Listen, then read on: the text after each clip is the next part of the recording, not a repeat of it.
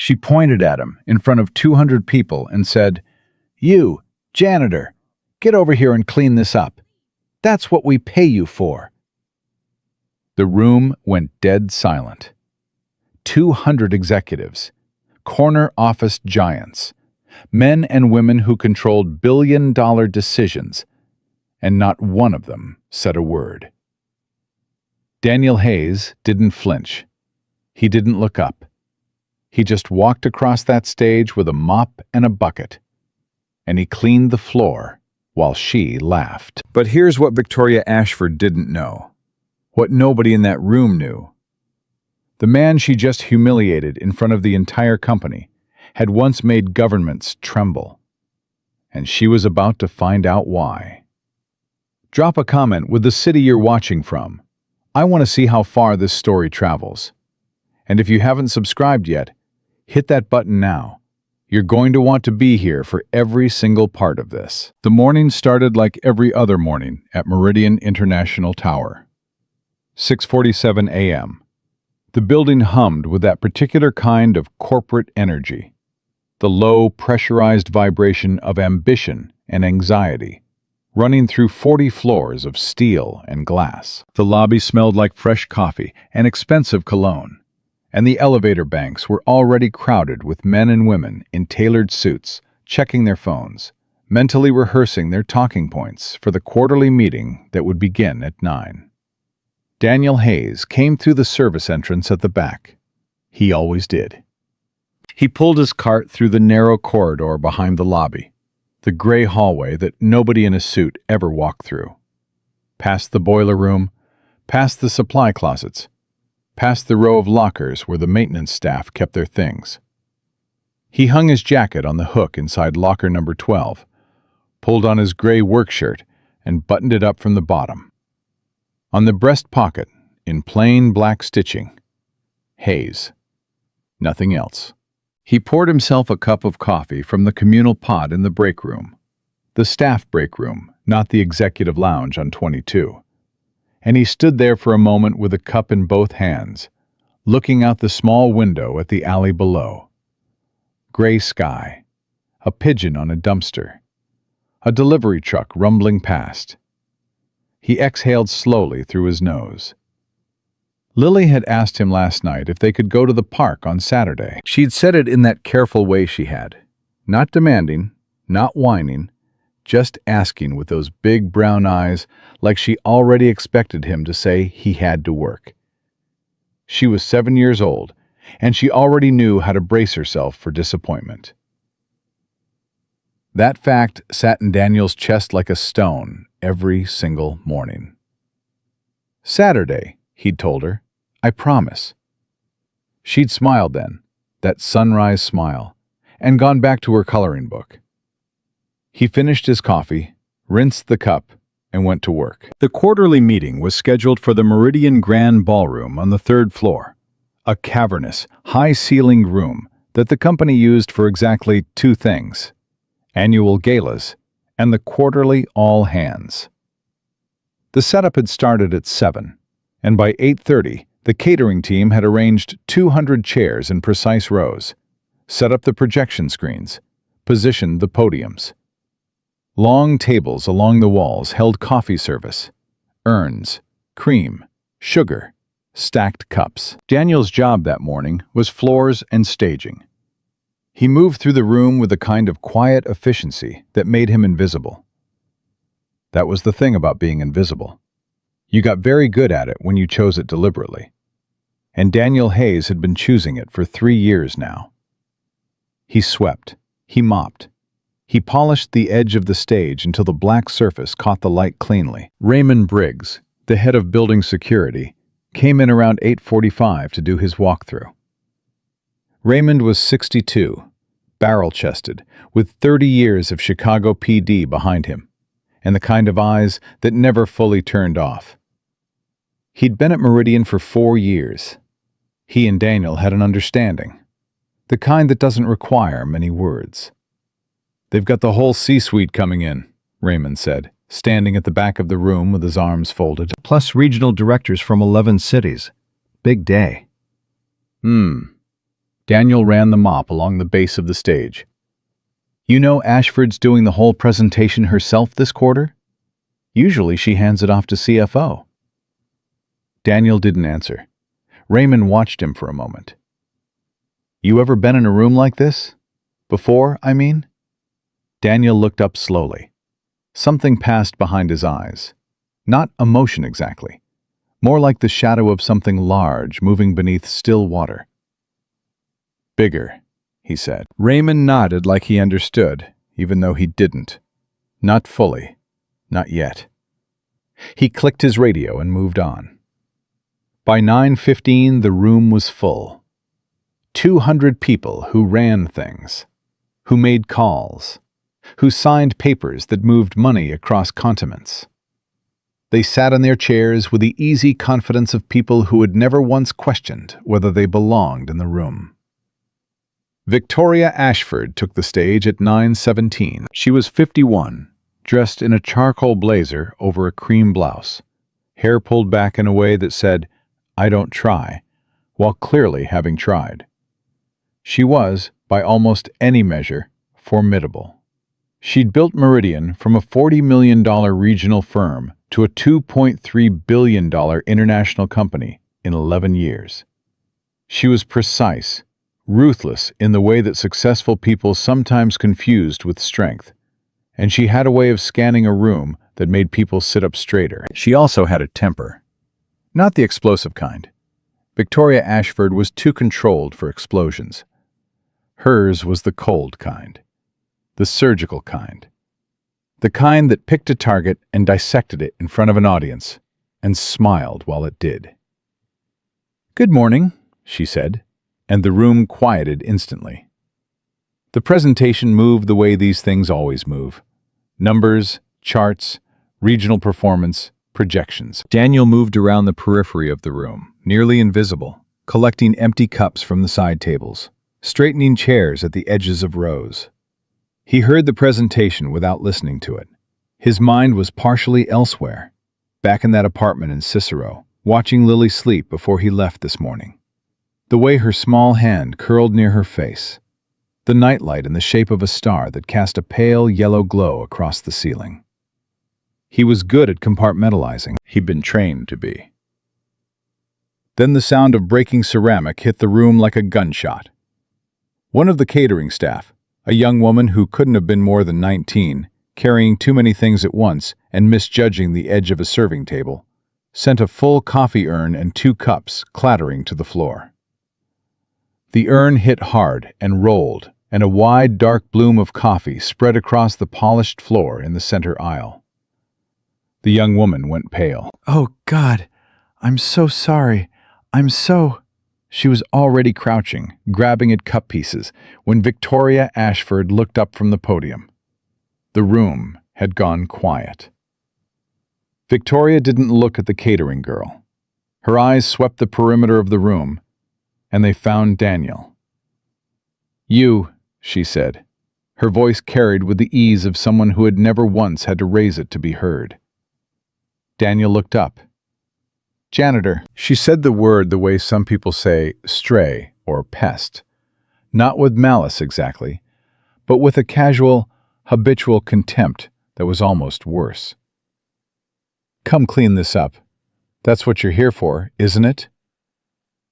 200 pairs of eyes turned toward Daniel Hayes. He stood at the edge of the room with a trash bag in one hand and a cup in the other.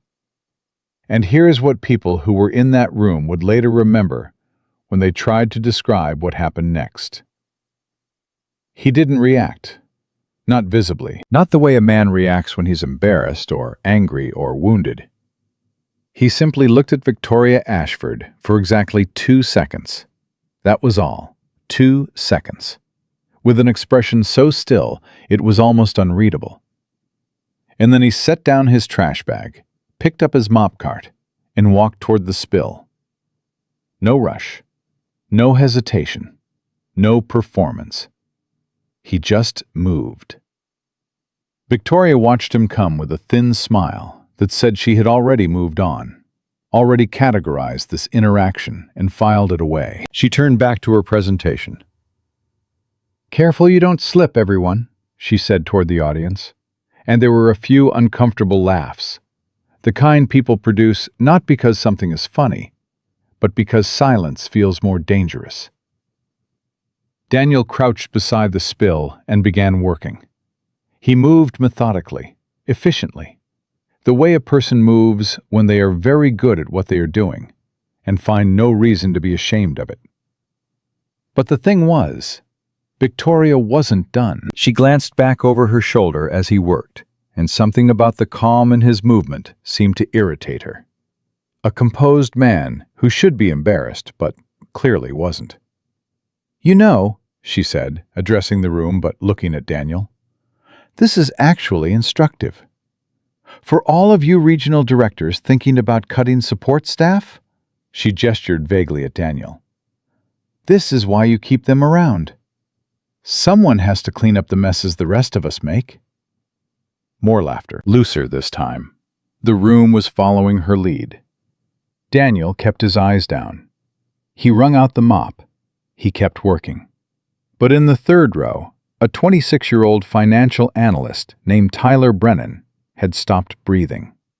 Tyler had come up through the Meridian Management Training Program 18 months ago, full of the kind of idealism that survives exactly long enough to be systematically dismantled by corporate culture. He was a good person, the kind of good that's still young enough to feel physical pain at cruelty.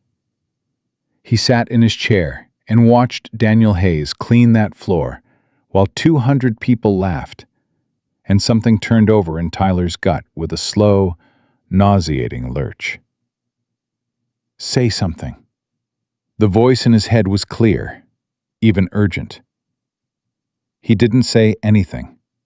He told himself it wasn't his place, that it would be career suicide, that it wasn't that serious. He didn't believe any of it. He stared at his hands in his lap and said nothing. And that silence would cost him more than he knew. Daniel finished cleaning in 4 minutes and 12 seconds. He collected his equipment, straightened, and moved back toward the perimeter of the room. He did not look at Victoria Ashford. He did not look at the audience. He moved the way he always moved, economically, without waste, without display. He was invisible again. Or so everyone thought. The meeting ended at 11:40. People filed out into the corridor, into the elevators, into the lobby, breaking into the small clusters that form after corporate gatherings. The conversations that are actually about something other than what was said on stage. Raymond Briggs found Daniel in the service corridor, returning the mop cart to the supply room. Raymond didn't say anything for a moment, just stood in the doorway. "You okay?" he finally asked. Daniel opened the supply room door and rolled the cart inside. "Fine." That was... Raymond stopped, started again. "That was a garbage thing to do." "She runs the company." Daniel's voice was even. "People act like they run the company." "You're not angry." Daniel looked at him. "I didn't say that." "You don't look it." "Raymond." Daniel hung the mop on its hook with practiced precision. "There's a difference between anger and reaction. I learned that a long time ago." Raymond leaned against the doorframe. In 30 years of law enforcement, he'd met a lot of men. He'd developed instincts about them. The kind of granular, bone-level read that you get from interviewing enough suspects, running enough backgrounds, sitting across from enough people in enough difficult rooms. He'd had a feeling about Daniel Hayes from their very first conversation 3 years ago. Something that sat in the back of his mind and wouldn't move. He'd run Daniel's name twice through department databases and come up empty both times. Not nothing. Empty. Completely, unusually, suspiciously empty. "Where'd you serve?" Raymond asked. Daniel closed the supply room door, looked at Raymond directly. "Good morning, Raymond." He walked down the gray corridor and disappeared around the corner. Raymond stood there for a moment in the silence. "Who are you, Daniel Hayes?" Tyler Brennan ate lunch alone. He sat in the corner of the building's cafeteria on the 8th floor, staring at a sandwich he hadn't touched, replaying the morning over and over with the grinding obsessiveness of a mind that can't let go of something it knows was wrong. He kept seeing Daniel's face, or rather, the absence of expression on it, that profound, unshakable stillness. Tyler had seen embarrassed people before. He'd seen angry people perform calm. He'd seen wounded people pretend dignity. Daniel Hayes hadn't been pretending anything. That stillness was real. And something about its realness made Tyler feel worse, not better, because it meant the man had endured that kind of treatment before, had endured it enough times and in enough bad places that a conference room full of executives didn't even register as a threat worth reacting to. I should have said something. His phone buzzed on the table, a text from his girlfriend. "How was the big meeting?"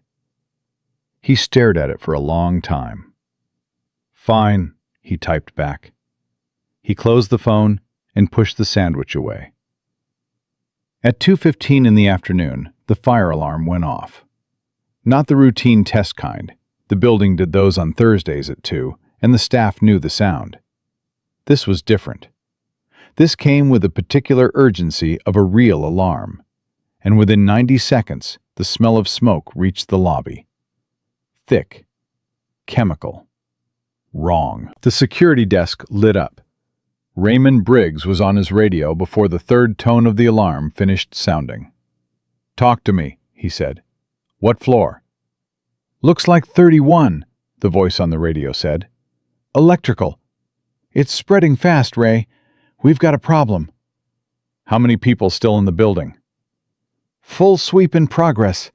Evacuation started 40 seconds ago." Raymond moved to the center of the lobby, where people were already pouring in from the stairwells, guided by building staff toward the exits. He scanned the crowd with the practiced eye of a man who'd worked crowd control for 3 decades, counting, assessing. "Everyone keep moving," he called out, directing traffic with his hands. "Exit through the main doors. Move to the far side of the street. Do not stop in the plaza." He looked up. Across the lobby, through the glass of the service corridor door, he saw Daniel Hayes, moving fast, not toward the exit, toward the stairs. "Hayes!" Raymond's voice cut across the lobby noise. "Hayes, what are you—" The door swung shut behind him. Raymond stared at the door for exactly 1 second. Then he pressed his radio. "I need someone on the north stairwell right now. Possible civilian going up." "Say again?" "You heard me." Raymond was already moving. "Going up." Daniel took the stairs 2 at a time. His work shirt was still on, his name stitched above the breast pocket. But the way he moved up those stairs had nothing to do with work shirts or name tags. He moved with the long mechanical efficiency of a body that has climbed stairwells under much worse conditions than this. In the dark, in the rain, carrying weight, under fire, under everything. The smoke got thicker above the 20th floor. He didn't slow down. His breathing was controlled, in through the nose, out through the mouth. Measured. The kind of breath management that isn't learned in a gym or a corporate wellness seminar. It's learned in places without names, doing things that don't end up in reports. 25th floor. 27th. He passed a woman on 28 who was frozen on the landing, pressed against the wall, hyperventilating, unable to go up or down. He grabbed her by the elbow, firm, not rough, and pointed down the stairs with his eyes. "You go down," he said. "Right now. Move your feet first. The rest will follow." She looked at him, at the gray work shirt, at the calm face, and something in his certainty cut through her panic. She moved. She went down. He went up. 31st floor. The door to 31 was warm when he hit it. Not dangerously hot, not yet, but warm. And the smoke on the other side was already heavy. He pulled the bottom of his shirt up over his nose and went through. The IT department occupied most of the 31st floor. Rows of workstations, server racks behind glass panels, the constant soft hum of machines doing complicated things. The evacuation had cleared most of it, but not all of it, because the fire had started near the main stairwell exit on this floor, and a section of the drop ceiling near the primary corridor had given way. A section of ductwork and support beam, heavy and sudden, blocking the passage that 3 people had been trying to reach.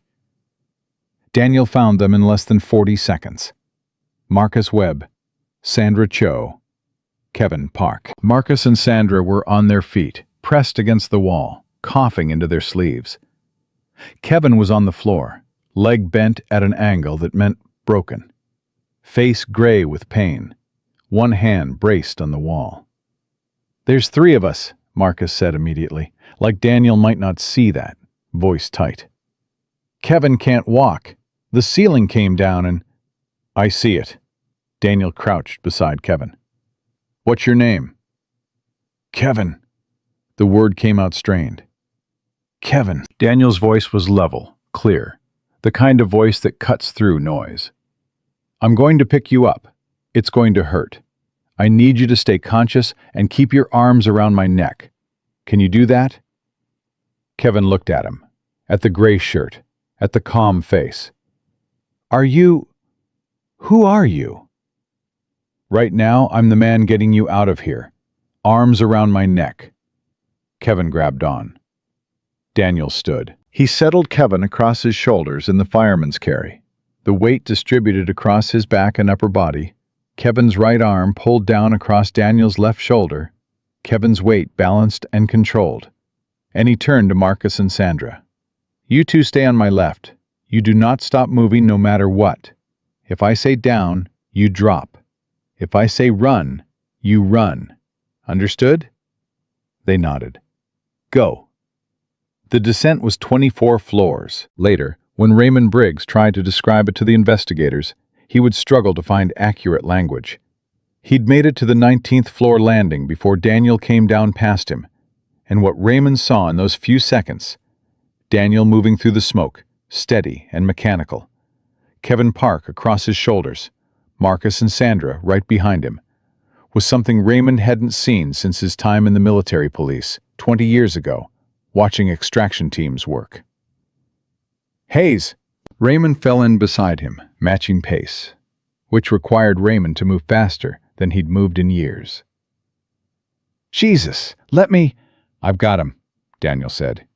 Not defensive, just factual. "I've got him." "How far up were they?" 31. Raymond did the math. His mouth tightened. "You carried him down from 31? Daniel didn't answer. They came out of the stairwell door into the lobby, still smoke-filled, the alarms screaming, the strobe lights flashing, and Daniel moved directly toward the main exit without breaking stride.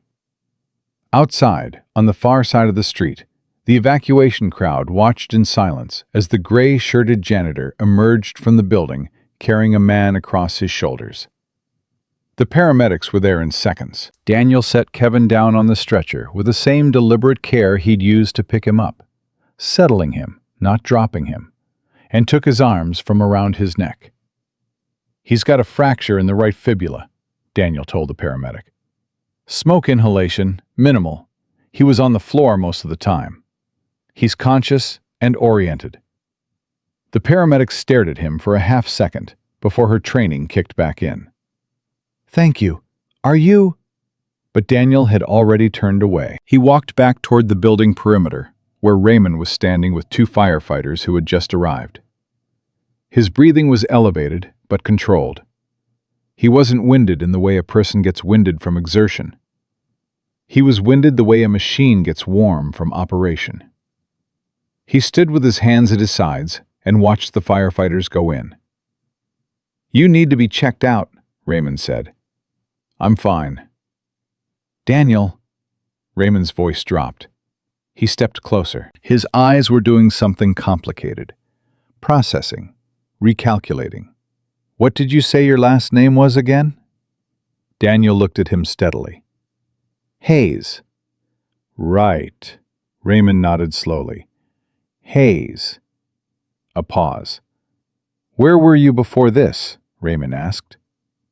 Daniel was quiet for a long moment. The noise of the scene surrounded them. Sirens, the crowd, the firefighters' radios, the distant sound of the building's internal alarms still screaming. Somewhere else, Daniel said. And Raymond Briggs, who had spent 30 years reading people, looked at this man in a gray work shirt with a name on the breast pocket. This man who had just carried another man down 24 flights of stairs without breaking composure, who moved like a weapon and spoke like a wall. And he understood, in the practiced marrow of his instincts, that he was standing next to someone significant. He just didn't know how significant yet. Across the street, in the crowd of evacuated executives and staff, Victoria Ashford stood in her charcoal blazer. She watched the paramedics work on Kevin Park. She watched Marcus Webb and Sandra Cho being wrapped in emergency blankets, coughing, pointing back at the building, pointing at the man who had brought them out. She watched Daniel Hayes standing at the perimeter. His back was straight. His breathing was measured. He looked like a man waiting for a bus. Victoria was not an unobservant woman. She was, in fact, a deeply observant woman, which was a significant part of why she'd become who she was. She watched people for a living. She read rooms, read weakness, read opportunity. She looked at Daniel Hayes now with different eyes than she'd used this morning. "Who is that man?" she heard someone near her say. "The janitor," someone else said. "No," said a third voice, quieter, slower, more uncertain.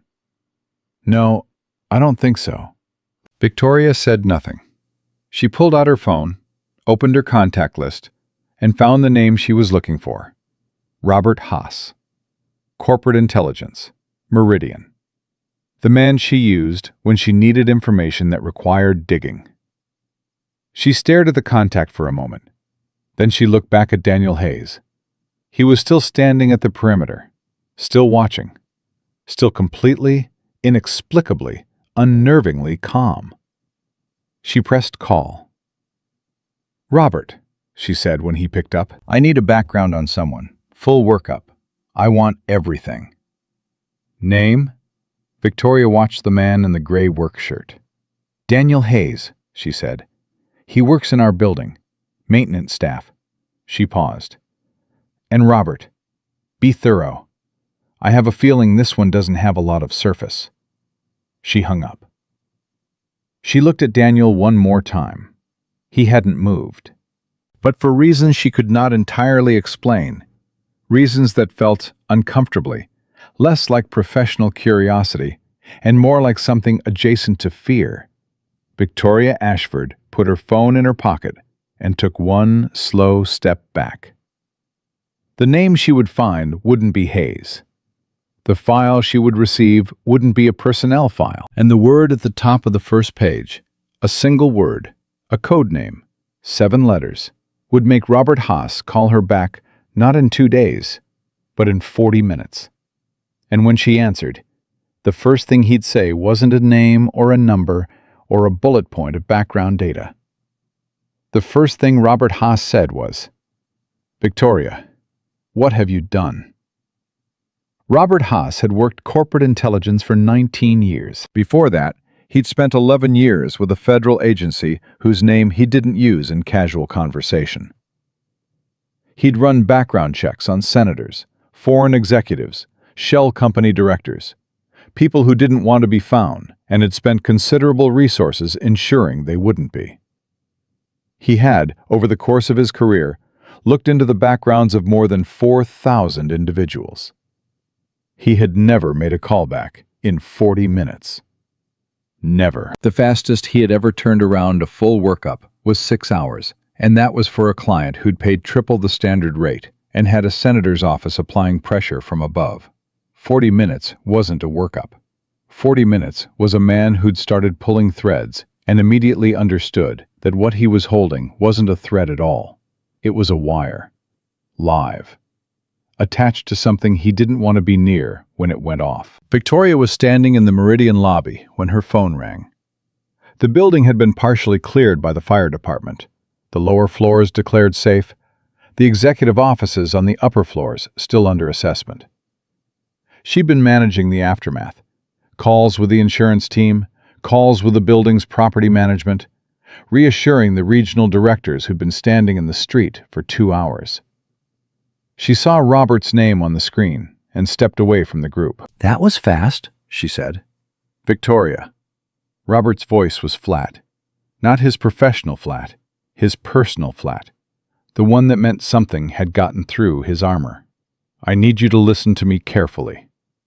"I'm listening." "Where are you right now?" "The lobby. Why?" "Is anyone close enough to hear you?" She moved further toward the corner, near the glass panels by the secondary entrance. Outside, she could see the street, the thinning crowd, the fire trucks still positioned, the last of the executives filtering away. "No, go ahead." A pause, long enough that she pulled the phone from her ear to check that the call hadn't dropped. "Robert." "The name Daniel Hayes does not exist before 2021, he said.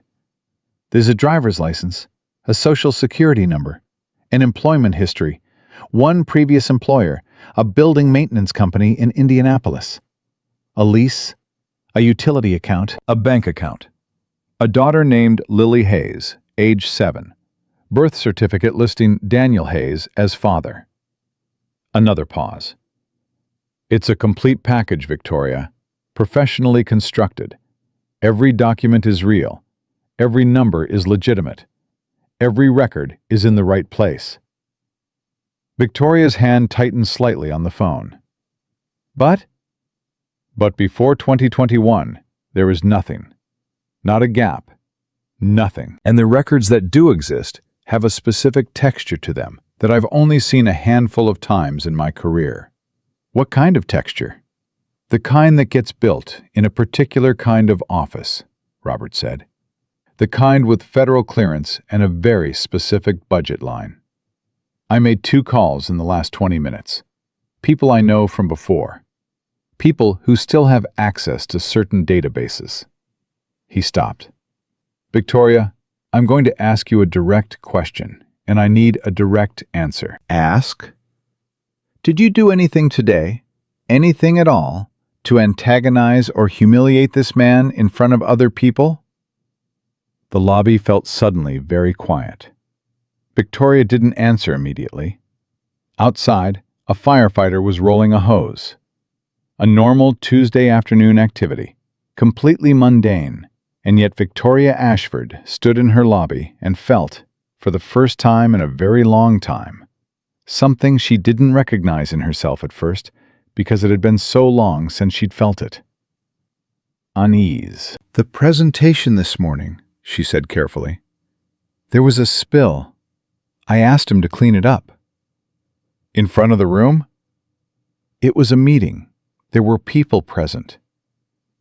Robert was quiet for 3 full seconds. "How many people?" 200, approximately." The silence on the other end of the line was the specific silence of a man who has just heard something bad and is deciding how to proceed. "Victoria," he said, "the name I found, not Daniel Hayes, the name that was there before Daniel Hayes, is Nightfall.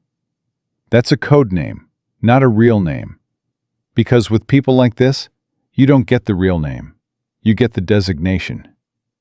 I found 2 references in databases that are not supposed to be accessible from civilian networks, and both of them were flagged, meaning somebody, somewhere, is going to know I looked." His voice dropped further. "Nightfall was a designation used by a joint special operations program that was officially discontinued in 2019. The program doesn't have a public record. The assets from that program were extraordinary individuals, Victoria. The things they were trained to do, the operations they ran. I'm not going to describe it on an unsecured line, but I need you to understand the weight of what I'm saying. Say it plainly, Robert. The man you publicly humiliated this morning, Robert said, is one of the most dangerous human beings I have ever researched. And he chose to become a janitor. Which means, and this is the part I really need you to hear, he walked away from all of it. He stopped.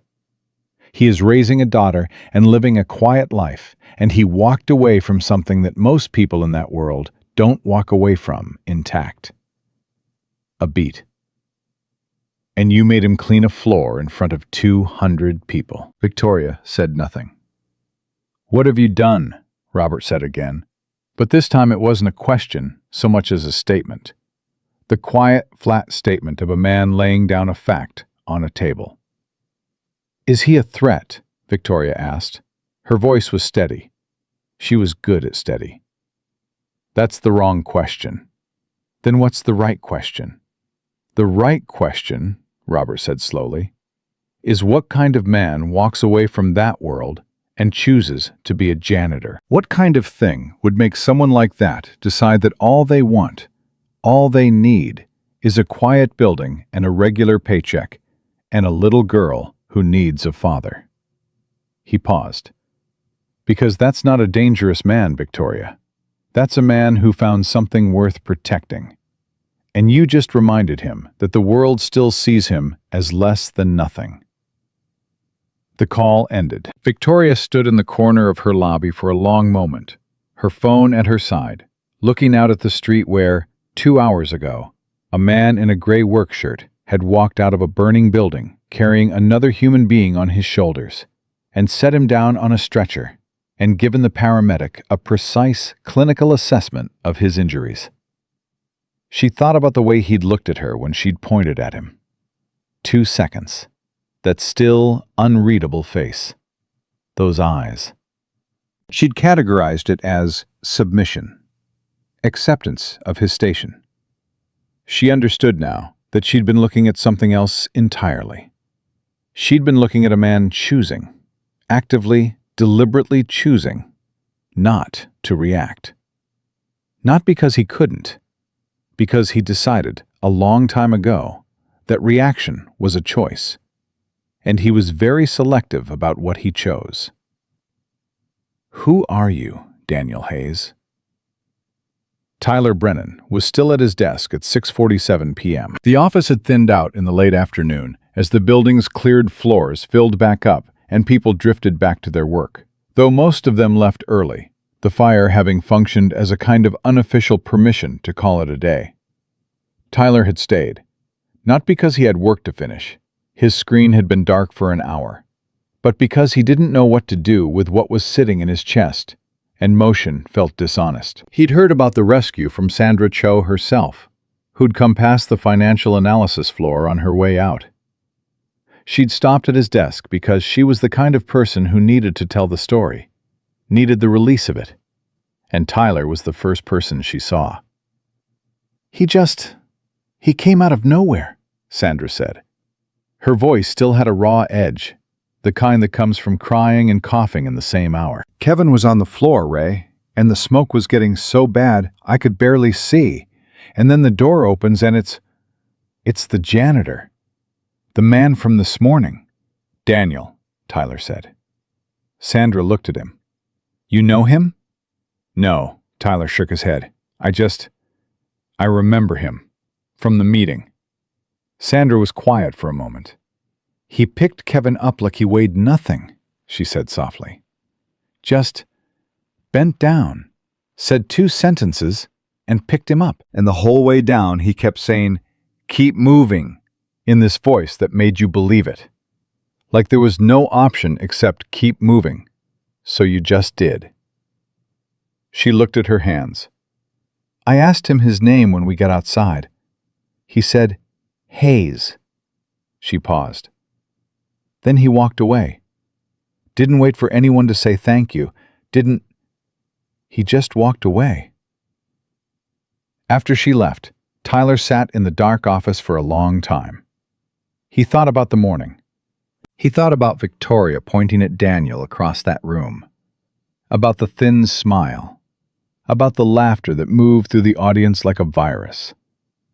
He thought about his own hands in his lap, his own mouth staying shut.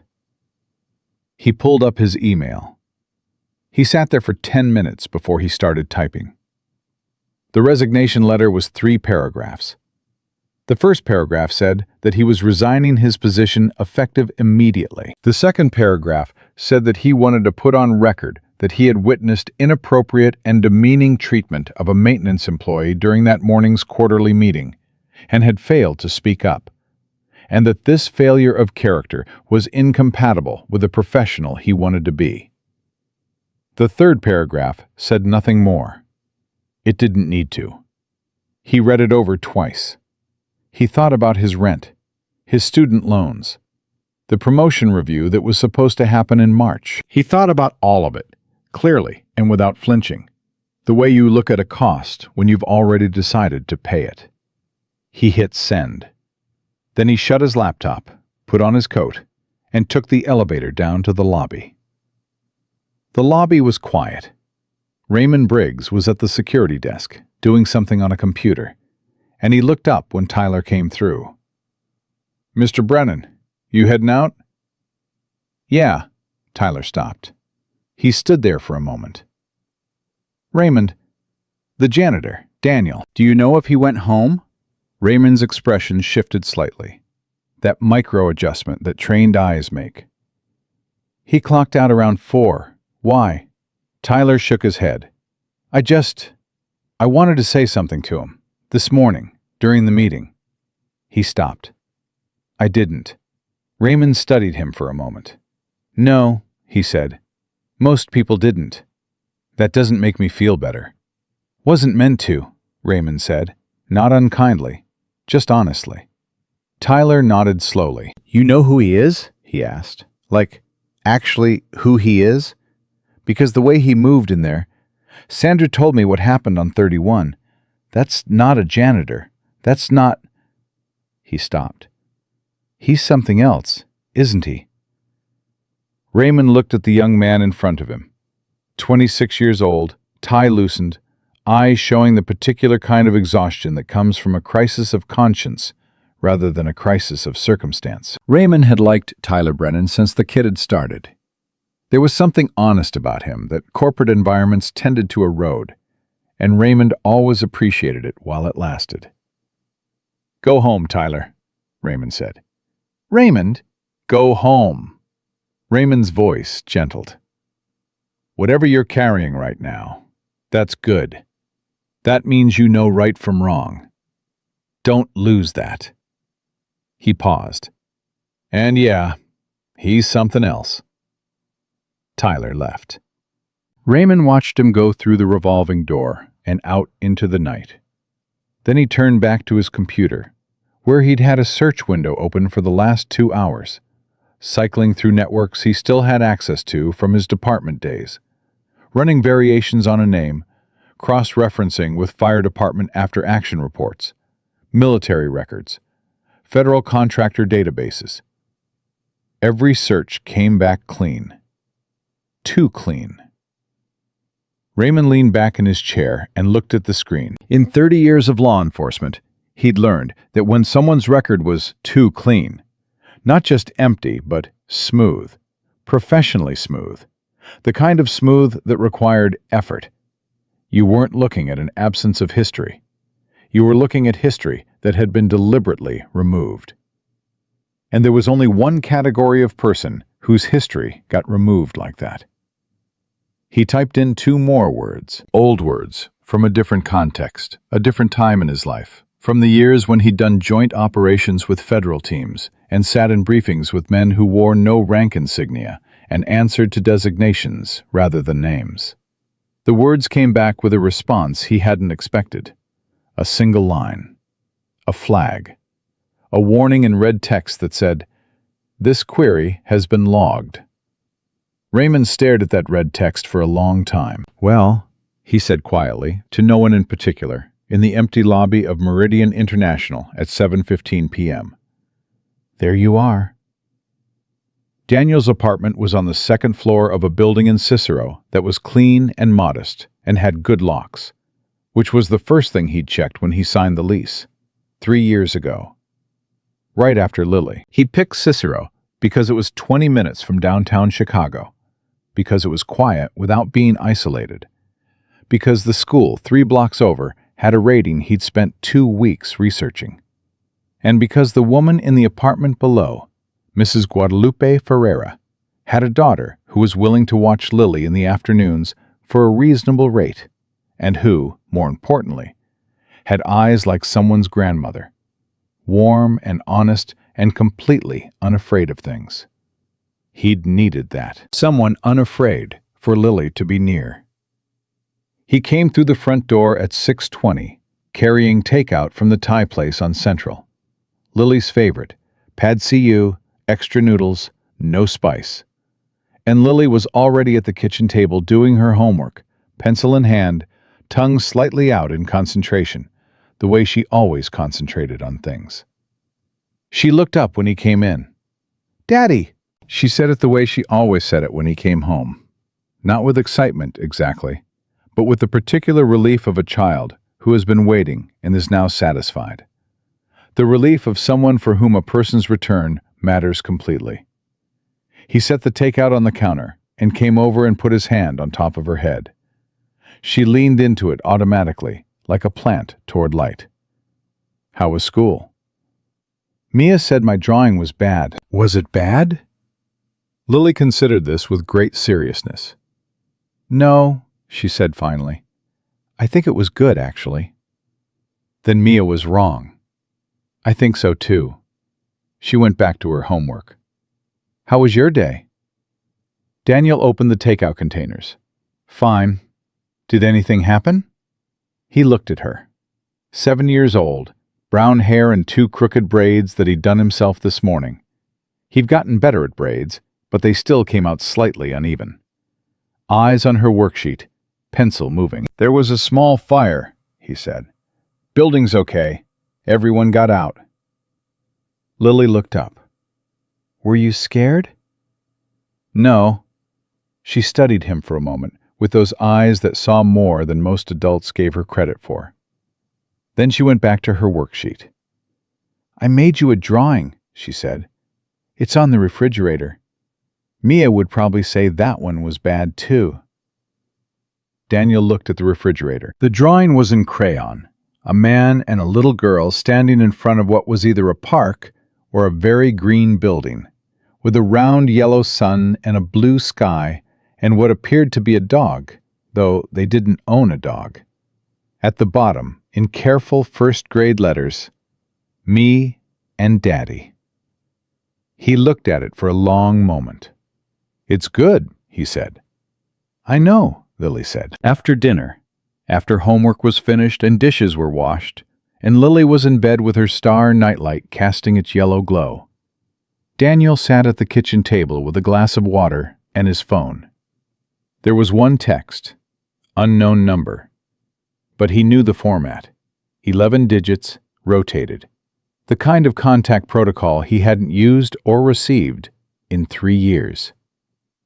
He looked at it for a long time without opening it. Then he opened it. "We saw the fire. Nice work. They're asking questions your way. Stay quiet, and it goes away. You know the alternative." He read it twice. Then he deleted it. He sat there in the quiet kitchen of his apartment in Cicero, with the sounds of the building around him. Mrs. Ferreira's television below, a car passing on Central, the hum of the refrigerator with Lily's drawing on it. And he did what he'd learned to do in the worst places, in the moments before and after the things that don't go into reports. He breathed. He was still. He looked at what was in front of him, and he named it clearly. Somebody had seen the news footage. The rescue had made the local affiliates. He'd caught a headline on his phone. 3 employees rescued from burning building. Unnamed maintenance worker carries injured man down 24 floors. There was cell phone video. Of course there was. There was always cell phone video now. He'd known that when he went up the stairs, and he'd gone anyway, because Kevin Park was on the floor, and there wasn't a version of himself that could have made a different choice. He didn't regret it, but he understood the math. When you've been erased, visibility is the enemy. And right now, for the first time in 3 years, Daniel Hayes was visible. He looked at Lily's drawing on the refrigerator. Me and Daddy. He thought about what Robert Haas, or whoever Robert Haas had called, was looking at right now. He thought about how long it would take for a determined searcher to get past the surface of his file. He thought about the text he'd just deleted, and the people who sent it, and what the alternative they'd mentioned actually meant. Then he thought about a different thing. He thought about a woman in a charcoal blazer pointing across a room and saying, "Come clean this up." He thought about 200 people laughing. He thought about the young analyst in the third row, the kid with the honest face, whose eyes had shown everything he wasn't saying. Daniel Hayes was many things that nobody in that building knew. He was also something they had seen and simply chosen not to register. A man. A person. A father who braided his daughter's hair imperfectly every morning and ate pad see ew on Tuesday nights, and had chosen, consciously and completely, to trade the world he'd come from for this one. And that world, the one he'd chosen, had looked at him today and laughed. He wasn't angry about it. He'd told Raymond the truth. There was a difference between anger and reaction, and he'd learned to separate them. The anger was real. He could feel it, sitting somewhere in his chest, quiet and controlled, the way all his things were quiet and controlled. But reaction was a choice, and he'd made his choice about what kind of man he was going to be. Still, he picked up his phone again, found the number for Raymond Briggs. He sat there with his thumb over the call button for a long moment. Then he put the phone down. Raymond was already asking questions. Raymond had been asking questions for 3 years, in the quiet way that good, instinctive people ask questions. Not loudly, not intrusively, just persistently, the way water finds its way through stone. Daniel had always known that Raymond would eventually find something. He'd accepted that as part of the cost of living a real life, in a real place, with real people around him. What he hadn't fully accounted for was how quickly it would all converge. The fire, the rescue, the footage, Haas, and whoever Haas had talked to. Raymond's searches, which Daniel knew exactly what kind of searches would have tripped that flag, and Raymond was good enough to have tripped it within hours. Victoria Ashford, who was smart enough to know that what she'd seen this afternoon didn't match the label she'd put on him this morning. All of it moving at once, all the threads pulling tight. He stood up, went to Lily's doorway, and stood there for a moment in the dark. She was asleep on her side, one hand under her cheek, breathing slowly and evenly. The star nightlight put a pale yellow spot on the ceiling above her. "I am a father first." He'd said that to himself on the day he'd signed the lease in Cicero, standing in the empty apartment with Lily on his hip and the key in his hand. Whatever else I was, whatever else they made me, I am this first. He went back to the kitchen. He picked up his phone and he called Raymond. It rang twice. "I figured you'd call tonight," Raymond said. "You tripped a flag," Daniel said. Silence on the other end. Then, "Yeah, I know. They'll scrub the query. You won't get anything else through those channels." "I got enough," Raymond said quietly. Or, "I got enough to know I don't know enough," which is a particular kind of enough. A pause. "The word nightfall mean something to you?" Daniel didn't answer. "Right," Raymond said. "That's an answer." "Raymond," Daniel's voice was even, careful. "I need you to hear something. I'm listening. I'm a man who has a daughter and a job and an apartment. That's what I am right now. Whatever you found, whatever that word means to you, It's not what I am anymore. It's what I was. Okay, Raymond said. Whatever Ashford is digging up, because she is digging. Whatever she finds, it doesn't change that. Daniel. Raymond's voice was quiet. I'm not a threat to you. You know that. I know that. I'm asking because... Raymond stopped, recalibrated. You went up 31 floors today. You carried a man down 24. You moved like... I've been in rooms with operators, Daniel. Tier 1 guys. I know what trained movement looks like. A pause. I'm not asking because I want to expose you. I'm asking because I've been looking at you for 3 years, wondering who the hell you are. And today, I got a piece of it. And I'd rather know than not know. Daniel was quiet for a long moment. Get some sleep, Raymond, he finally said. Daniel, I'll see you tomorrow. He hung up.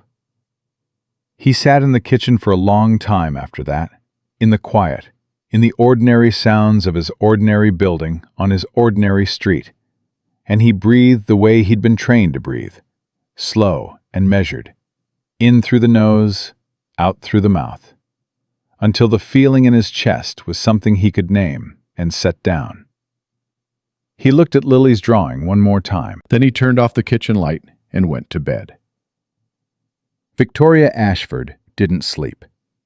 She sat in her home office in Lincoln Park, the good chair, the one behind the desk, the one that had seen 1,000 late-night decisions, with Robert's words turning over in her mind.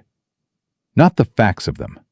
She'd processed the facts already, efficiently and without flinching, the way she processed all information. What she couldn't process was the sensation that had attached itself to those facts and wouldn't let go.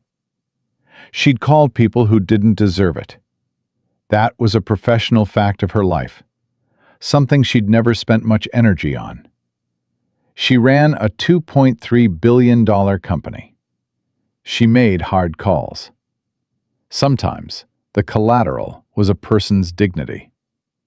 She'd always told herself that was the cost of what she built. But she kept seeing his face. 2 seconds. That absolute, unshakable calm. A man who had done things she would never know the shape of. Who had walked away from all of it. Who had chosen a gray work shirt and a name tag and a mop. Because on the other side of that choice was a little girl who needed a father. And she had pointed at him in front of 200 people. She picked up her phone, set it down, picked it up again. She opened her contacts and scrolled to a number she used rarely.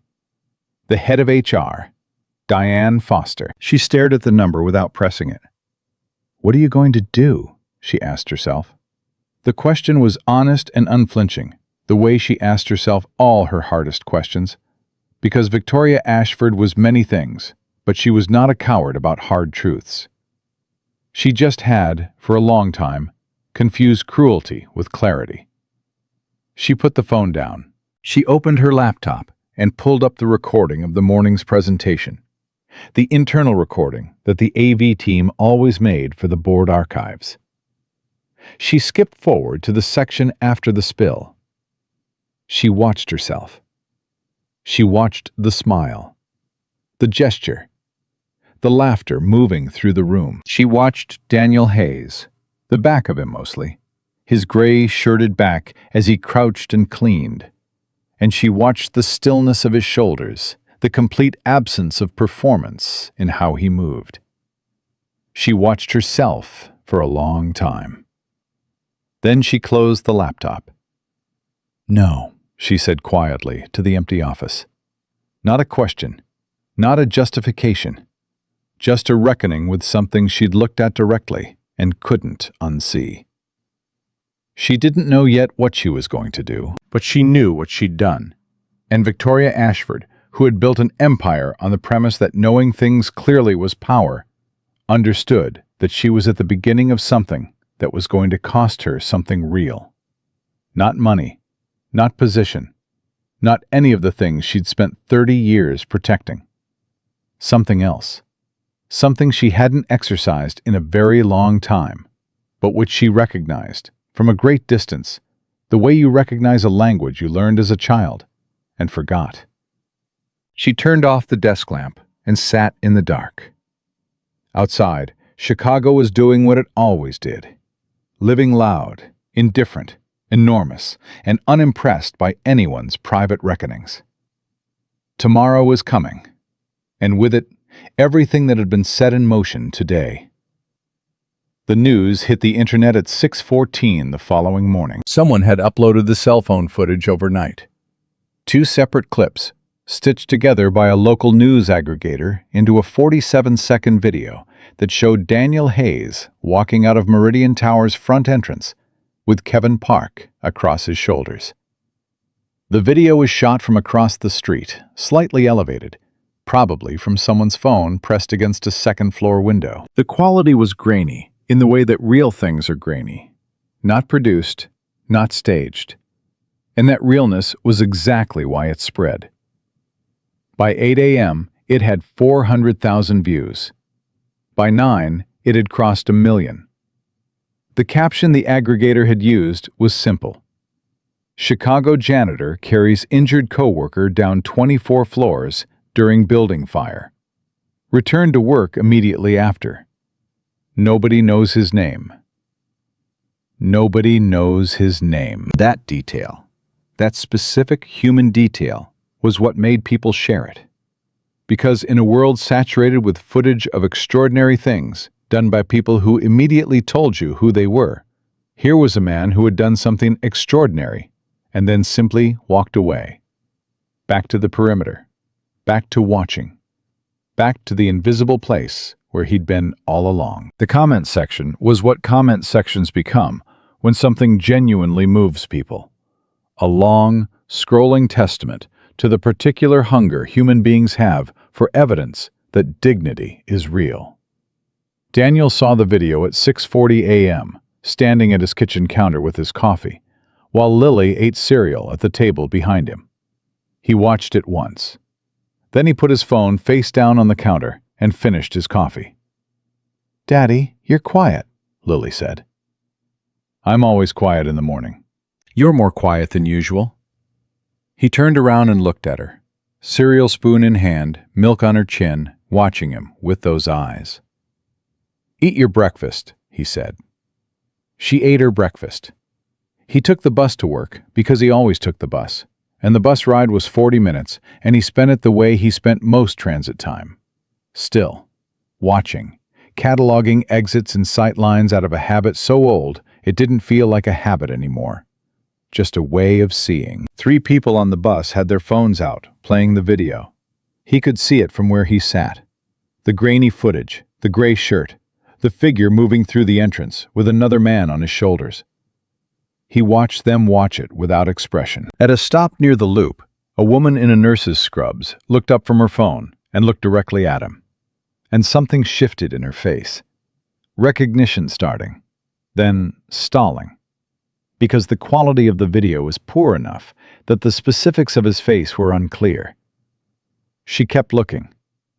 He met her eyes briefly, neutrally, and then looked out the window. She went back to her phone.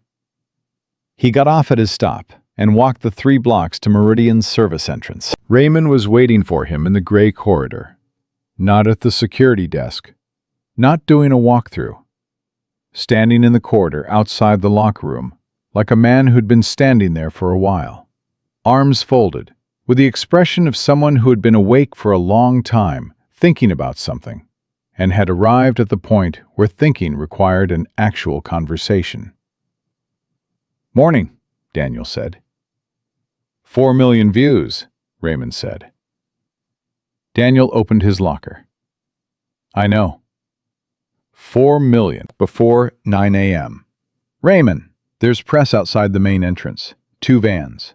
Raymond unfolded his arms. And Ashford's assistant called me at 7:30 asking if I knew your schedule today." Daniel pulled on his work shirt. buttoned it from the bottom. "What did you tell her?" "I told her I'd pass along the message." Raymond paused. "Are you going to talk to Ashford?" "She's the CEO. If she wants to talk to me, she can find me." "Daniel, the whole city is looking for you right now. Half the internet thinks you're some kind of—" "I'm a janitor," Daniel said. He closed the locker. "I clean things. That's my job. Today, I'm going to do my job." He looked at Raymond directly. "You going to let me do that?" Raymond held his gaze. The thing about Raymond Briggs was that he had the rare combination of strong instincts and the discipline to trust them, which meant he also had the discipline to know when to stand down. He'd looked at the flag on his screen last night for a long time. He'd thought about the conversation on the phone. He'd thought about everything he knew and everything he didn't know, and he'd arrived somewhere important. He stepped aside. "Press doesn't come through the service entrance," he said. "I'll make sure of that." "Appreciate it." Daniel picked up his cart and went to work. The building was different that morning. Not different in any physical way. The floors were the same floors, the elevators ran the same routes, the hum of a corporate building doing its corporate business was unchanged. But the people were different. The way they moved through the corridors was different, charged with the particular energy of a place where something has happened that nobody is quite ready to talk about directly, but everyone is thinking about all the time. People looked at Daniel, not the way they'd always looked at him, through him, past him, the practiced invisibility that maintenance staff navigate by default in any large corporate building. They looked at him the way people look at someone they're trying to reconcile two contradictory images of. The man from this morning's video, the man from yesterday's meeting, the gray shirt, the same face. He worked.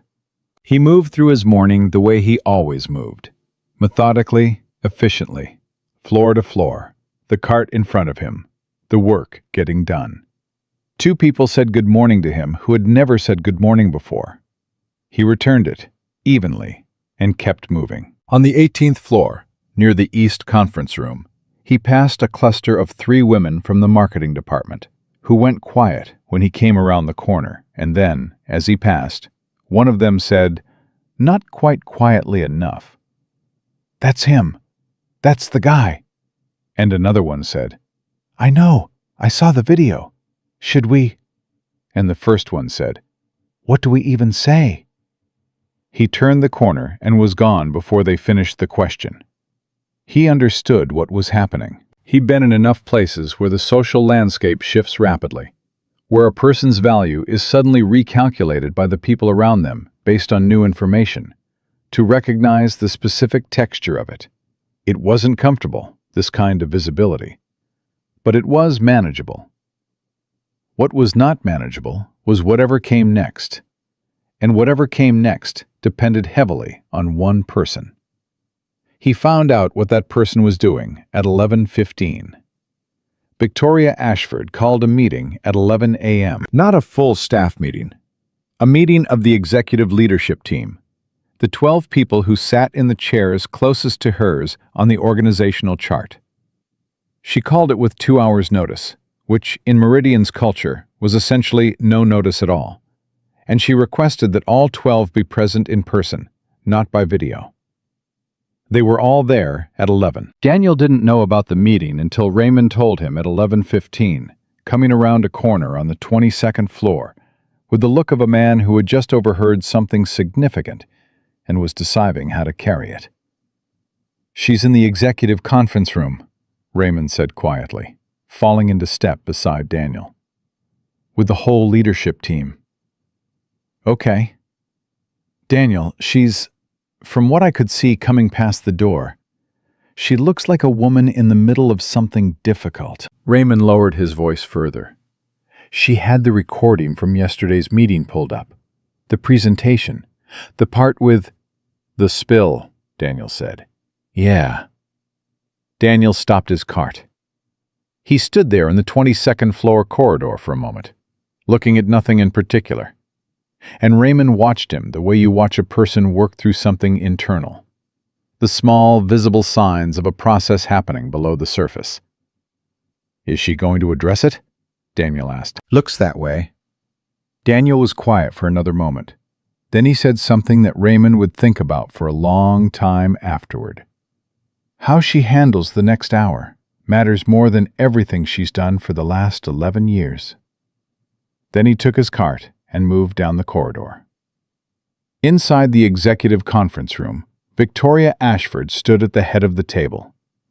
She'd been awake since 4. She'd spent those hours, the dark ones, the honest ones, going through things she didn't usually permit herself to go through, because she'd built her professional identity on forward motion, on the premise that looking back was for people who had time to waste. What she discovered in those hours was that there is a particular kind of backwards look that isn't indulgent at all. That is, in fact, the most essential kind of vision. The kind that shows you not what you wish you'd done differently, but what you actually did, clearly, without the protective layer of justification you normally apply to your own actions.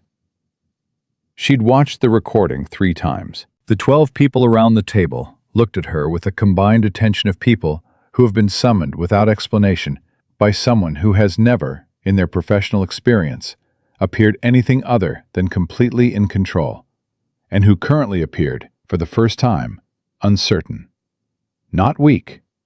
Victoria Ashford was constitutionally incapable of weak, but uncertain, which in this room was a kind of seismic event. "Yesterday morning," Victoria said, "during the quarterly presentation, I asked a member of our maintenance staff to clean up a spill in front of this entire company's leadership assembly."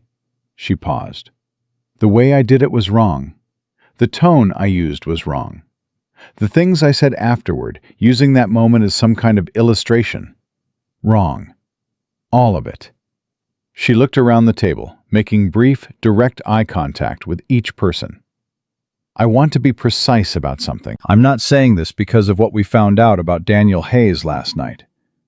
I'm not saying it because of the video, or the press outside, or the 4 million people who watched him carry Kevin Park out of a burning building." She stopped. "I'm saying it because if Daniel Hayes had been exactly what I thought he was, a janitor, nothing more, what I did would still have been wrong. In exactly the same way. To exactly the same degree." The room was very quiet. James Whitfield, the CFO, a careful, methodical man who'd been with Victoria for 9 years, said, "What did you find out about him?" "Enough to know that we are not going to discuss it in this room," Victoria said. "Because that's his. His history is his. What's ours is what we did with the information we had. And what we had was a human being doing his job. That was all we needed to know." She looked at James. "And we failed that. I failed that." Another silence. Patricia Ng, the chief people officer, said carefully, "What are you planning to do?" "I'm going to apologize to him," Victoria said. "Personally, not through HR, not through a statement. Me, to him, directly." She paused. "And then I'm going to call a meeting of every person who was in that room yesterday, and I'm going to say exactly what I just said to you." She looked around the table. "Because it wasn't a private moment. It happened in front of 200 people. The correction needs to happen in front of 200 people." Nobody spoke for a moment. Then Marcus Webb, who had been sitting at the far end of the table, who had been on the 31st floor yesterday, who had come down 24 flights of stairs behind a man in a gray work shirt, who told him, "Keep moving," and he did, said quietly, "I'll say something too, if that helps." Victoria looked at him. "He saved my life," Marcus said simply. "Sandra's, Kevin's. He didn't have to go up there. He chose to." He paused. "I'd like to say something." "So would I," Sandra Cho, sitting beside Marcus. Victoria looked at them both for a moment. Something shifted in her face. Not softened exactly, because Victoria Ashford's face didn't soften in the way most people's do. But something behind the professional composite became briefly, genuinely visible. "Thank you," she said. And she meant it. She found him on the 14th floor at 1:20 p.m. She'd asked Raymond where Daniel was working, and Raymond had told her without hesitation, which told her something about Raymond and about the relationship between those two men, that she filed away and thought about later. She took the elevator to 14 and walked the corridor until she found the cart outside the men's restroom near the east stairwell. She waited.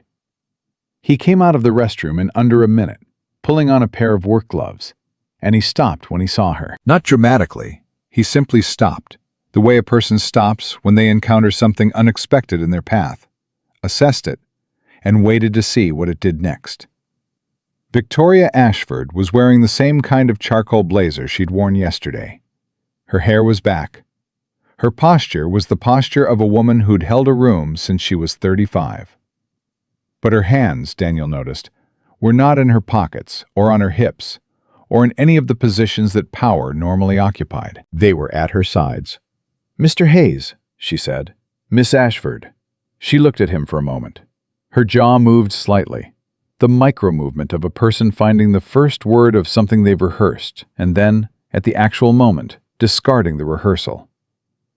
"I want to apologize to you," she said, "for what I did yesterday morning. The way I spoke to you. The way I used you as a prop." The word came out like she'd been carrying it all morning and was relieved to put it down. "It was wrong. Cruel, actually. And I want you to know that I know that." Daniel looked at her steadily. He said nothing. Victoria kept going because she'd decided last night that she was going to say all of it, and she was going to say it clearly. "I've spent a lot of years confusing authority with permission, thinking that because I had the power to do something, doing it was acceptable. Yesterday, I used my position to humiliate a person who was simply doing his job, in front of 200 people who follow my lead. I did it without hesitation. And that," she stopped, "that tells me something about myself that I don't like." The corridor was empty around them. 14 floors up in a building that was otherwise full of noise and motion, and here was this specific quiet. 2 people in a hallway, one of them saying something that required the other one to hear it. Daniel said, "Why are you telling me this?" Victoria met his eyes. "Because you deserve to hear it." Not because of what Haas found. She didn't flinch. "No." And not because of the video. "No." Her voice was even. "Because yesterday I looked at a human being, and I chose to see a function instead of a person. And that's worth naming, regardless of anything else." Daniel was quiet for a long moment. He pulled off one of his work gloves slowly, the way a person does when they're buying themselves a few seconds to decide something. "I accept your apology," he said. Victoria let out a breath, small, controlled, but real. "There's something else," she said. "I want to address what happened in front of the people it happened in front of. All 200 of them. I'm calling a full assembly." She paused. "I wanted you to know before I did it." Daniel looked at her carefully. He was reading her. Had been reading her since she'd turned the corner. Because reading people was something he'd never successfully stopped doing, whether he wanted to or not. The particular geometry of a person's honesty or dishonesty. The calibration of their fear, their pride, their shame. He'd been doing it for so long that it was like breathing. What he read in Victoria Ashford right now was the most exhausting kind of honesty. The kind that costs something, that doesn't come easily, that is happening in spite of habit rather than because of it. That kind he respected. "You don't need my permission for that," he said. "I'm not asking for permission," Victoria said. "I'm showing you the courtesy of telling you." She paused. "Which I should have shown you yesterday, in a different context." He nodded once. She started to turn, then stopped. For what it's worth, what you did yesterday, going back in? Kevin Park is a father. His kids are 7 and 9. She looked at Daniel. He asked me to find out who you were so he could thank you. Daniel was quiet for a moment. Tell him I'm glad he's okay. I'll tell him. Victoria hesitated. One more thing. The thing that was harder than the apology, in a different way. Mr. Hayes, whatever you were before, whatever Robert found, and whatever the truth of it is, I want you to know that I have no intention of pursuing it. It's not mine, and it's not relevant to who you are now. The hallway was quiet around them. Daniel looked at her for a long moment. The calculation in his eyes, not cold, just precise, ran its course. My daughter's name is Lily, he said. It came out simply, without ceremony. Just a fact. Just a piece of information offered in exchange for another. She's 7. She likes drawing, and she has opinions about her drawings. Victoria looked at him. Something moved across her face. Something unexpected, unguarded, almost soft. She sounds like someone worth coming home to, she said. She is, Daniel said. She's the whole reason for all of it. Victoria nodded. Then she walked back down the corridor toward the elevator, and Daniel watched her go. And when the elevator doors closed behind her, he stood there in the quiet hallway for a moment. Then he put his work glove back on, took hold of his cart, and kept moving. Tyler Brennan got the call at 2:40 in the afternoon. He'd spent the morning in his apartment. He'd resigned, after all, last night, and was technically no longer employed by Meridian International as of 6:15 p.m. yesterday. He'd been trying to decide whether that felt like relief or catastrophe. And the honest answer was that it felt like both, simultaneously, which was its own kind of answer. His phone showed Diane Foster, head of HR, and he almost didn't pick up. He picked up.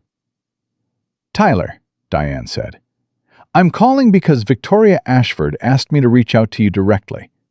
She's aware of your resignation. She'd like to speak with you personally before it's processed.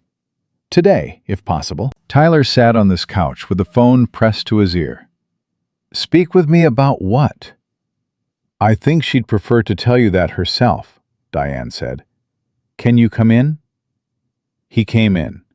He sat in the waiting area outside Victoria's office on the 38th floor for 12 minutes, long enough to rehearse and discard approximately 15 versions of what he was going to say.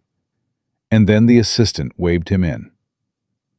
Victoria was standing at the window when he entered, looking out at the city. She turned when he came in. Tyler! She gestured to the chair across from her desk.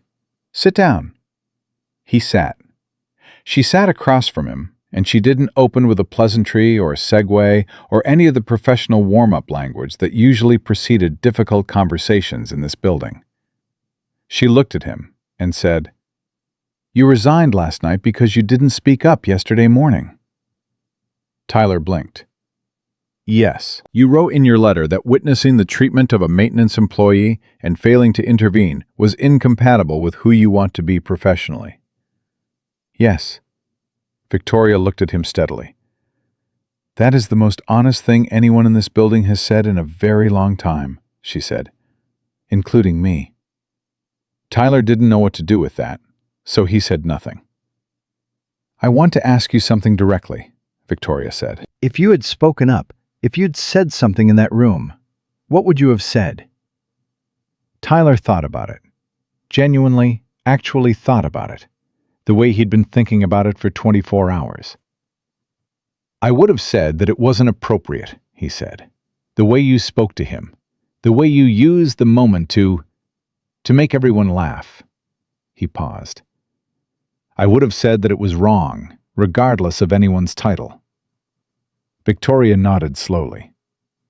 And you'd have been right. I know, Tyler said. I was right when I was sitting there not saying it. Yes. Victoria leaned forward slightly. Tyler, the thing I want you to understand is this. The reason you didn't speak up isn't a character flaw. It's a culture failure. You looked around that room and correctly calculated that speaking up would cost you something real. That calculation was accurate because I built a culture where it would have cost you something. She paused. That's on me, not you. Tyler was quiet. I'd like you to withdraw your resignation, Victoria said. Not because we need your position filled. Because I need people in this company who feel what you felt yesterday. Who know, in their gut, when something is wrong, even when the most powerful person in the room is doing it. She looked at him levelly. I've spent 11 years building this company with very smart people. I've undervalued the ones who have conscience. That ends now. Tyler looked at her for a long moment. He thought about Daniel Hayes on the floor of the lobby, carrying Kevin Park on his shoulders, walking toward the exit without breaking stride. He thought about the resolution he'd felt last night, sending that email. Clean and costly and real. He thought about whether staying was what he actually wanted, or whether it was just easier than the alternative. If I stay, he said carefully, I'm going to say things in rooms that people don't want to hear. When I think something is wrong, I'm going to say it's wrong. I'm not going to manage up. I'm not going to calculate whether it's good for my career first. I know, Victoria said. Can you live with that? Something that might have been the beginning of a smile crossed Victoria Ashford's face. Tyler, she said, that's exactly why I'm asking you to stay. Kevin Park was released from the hospital the following day with a soft cast on his right leg, crutches, and a prescription for something that took the edge off the pain without completely eliminating it. His wife, Jana, drove him home. His kids, David, 9, and May, 7, were waiting at the apartment, and when he came through the door, they both stopped what they were doing and looked at him with the particular expression children have when they've been told that something scary happened to their father, and they need to see him with their own eyes to fully believe he's okay. He sat down on the couch, and they both climbed on, and he put his arms around them and held on. Jana stood in the kitchen doorway watching him, and she had the expression of a woman who had been very afraid for 18 hours and was now doing the work of replacing fear with gratitude, which is harder and slower than it sounds. The man who carried me out, Kevin said later, after the kids had gone to bed. He was sitting at the kitchen table with a cup of tea, his leg propped on a chair. Jana was across from him.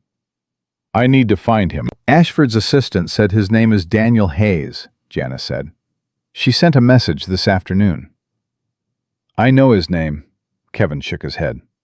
I mean, I need to see him. Say it to his face. Jana looked at him.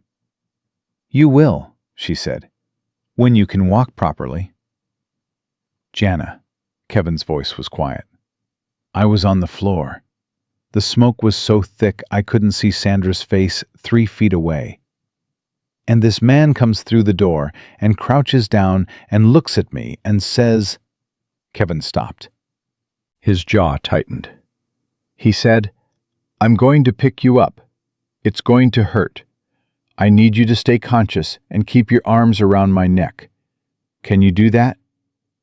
And something about the way he said it. I've never in my life heard someone talk like that. Like there was no world where I wasn't going to be okay.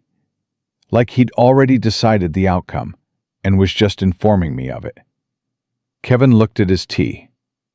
A man like that doesn't just appear out of nowhere. No, Jana said. He doesn't. Kevin was quiet for a moment. He's a janitor, he said. Not dismissively, wonderingly.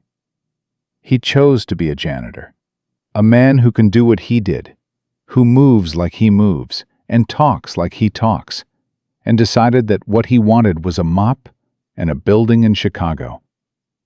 He shook his head slowly. What kind of life do you have to have lived to arrive at that and call it enough? Jana reached across the table and put her hand over his. A life where enough finally means something, she said. Kevin looked at her hand over his. He thought about David and May asleep in the apartment. He thought about the yellow-lit stairwell. He thought about arms around his neck and a voice that sounded like a wall. Steady, absolute, already certain of what was going to happen. "I'm going to find him," Kevin said. "I know you are," Jana said. "And he's going to try to dismiss you." Kevin almost smiled. "I'm a Korean accountant with a broken leg. I can be very persistent." "That," Jana said, "is the truest thing you've ever said." The full company assembly was scheduled for Friday morning. 207 people, including those who'd been remote during Tuesday's quarterly meeting, called back to the main building. No presentation scheduled, no agenda circulated, just an all hands, Victoria's name on the calendar invite, and a subject line that said, "Important." Daniel heard about it from Raymond on Thursday afternoon. "You know what it's about?" Raymond asked. "Yes," Daniel said. "You going to be there?" Daniel ran his mop along the baseboards of the lobby floor. He thought about Friday morning. He thought about 200 people in a room and a woman at a podium and the particular weight of a public accounting. He thought about what he'd said to Victoria in the corridor on the 14th floor, the apology he'd accepted, the name he'd offered in return. He thought about Lily, who had asked him again last night about Saturday at the park, and whom he'd promised again, and whose face, when he promised, had done what it always did, opened like a window. "I'll be there," he said. "I'll be working the room." Raymond looked at him. "That's a choice." "It's the right one," Daniel said. Raymond considered this for a moment. Then he said, in the quiet voice of a man stating something he's thought about carefully, "You know what the difference is between you and every other person in this building, Daniel?" "What's that?" "Every other person in this building wants to be seen for what they've done." Raymond paused. "You just want to be seen for who you are." Daniel stopped mopping. He stood there for a moment in the lobby of Meridian International Tower, in his gray work shirt with his name stitched above the breast pocket, and he looked at Raymond Briggs, this tired, decent, perceptive man who had been quietly trying to understand him for 3 years. And something crossed his face that Raymond would describe afterward, when he tried to explain it to his wife that evening, as the expression of someone who had been waiting a long time for someone to say something accurate about them. "Go home, Raymond," Daniel said. "It's 4:30, Raymond said. "Exactly." Raymond put on his coat and went home. Daniel finished mopping the lobby floor until it was clean and even and clear. Then he returned the cart to the supply room, hung his work shirt on the hook in locker 12, and put on his jacket. He walked out through the service entrance into the Chicago afternoon and took the bus home to Cicero. And on the bus, for the first time in 3 years, he let himself think. Not about the past, not about the text message from the unknown number, not about Haas's voice on the phone or the flag on Raymond's screen, but about Friday morning, about standing in a room and being seen, about what it might cost him, and whether the cost was worth it. He thought about Kevin Park's kids, 7 and 9. He thought about Lily, 7, who had opinions about her drawings. He watched the city pass through the bus window, large and indifferent, and full of lives stacked on lives, each one carrying its own weight, its own history, its own version of a gray corridor and a mop cart, and a choice about who to be. By the time he got off at his stop, he'd made his decision. Not because he needed recognition, not because he wanted anything from Meridian or Victoria Ashford or the 4 million people who'd watched a grainy video and shared it because they were hungry for evidence that dignity was real, but because 200 people had been in that room, and some of them were still carrying Tuesday morning the same way Tyler Brennan had carried it. quietly, with the specific weight of something witnessed and endured and not addressed. Some weight should not go unaddressed. He walked the 3 blocks home in the early evening air, past the park where he'd promised Lily they'd go on Saturday. And he put his key in the door, and when he came through it, Lily looked up from the kitchen table with her crayon in hand and her crooked braids and said, "Daddy." Relief and satisfaction, all in one word. "Hey, Lily," he said, and he sat down at the table across from her and asked her what she was drawing. Friday morning came in cold and gray, the way Chicago mornings do in the turn of the season. Not hostile, just honest. The kind of weather that strips away pretense and leaves things as they actually are. Daniel was in the building by 6:50. He moved through his morning routine the way he always did. Supply room, cart, floor assignments. But the building around him had a different charge to it.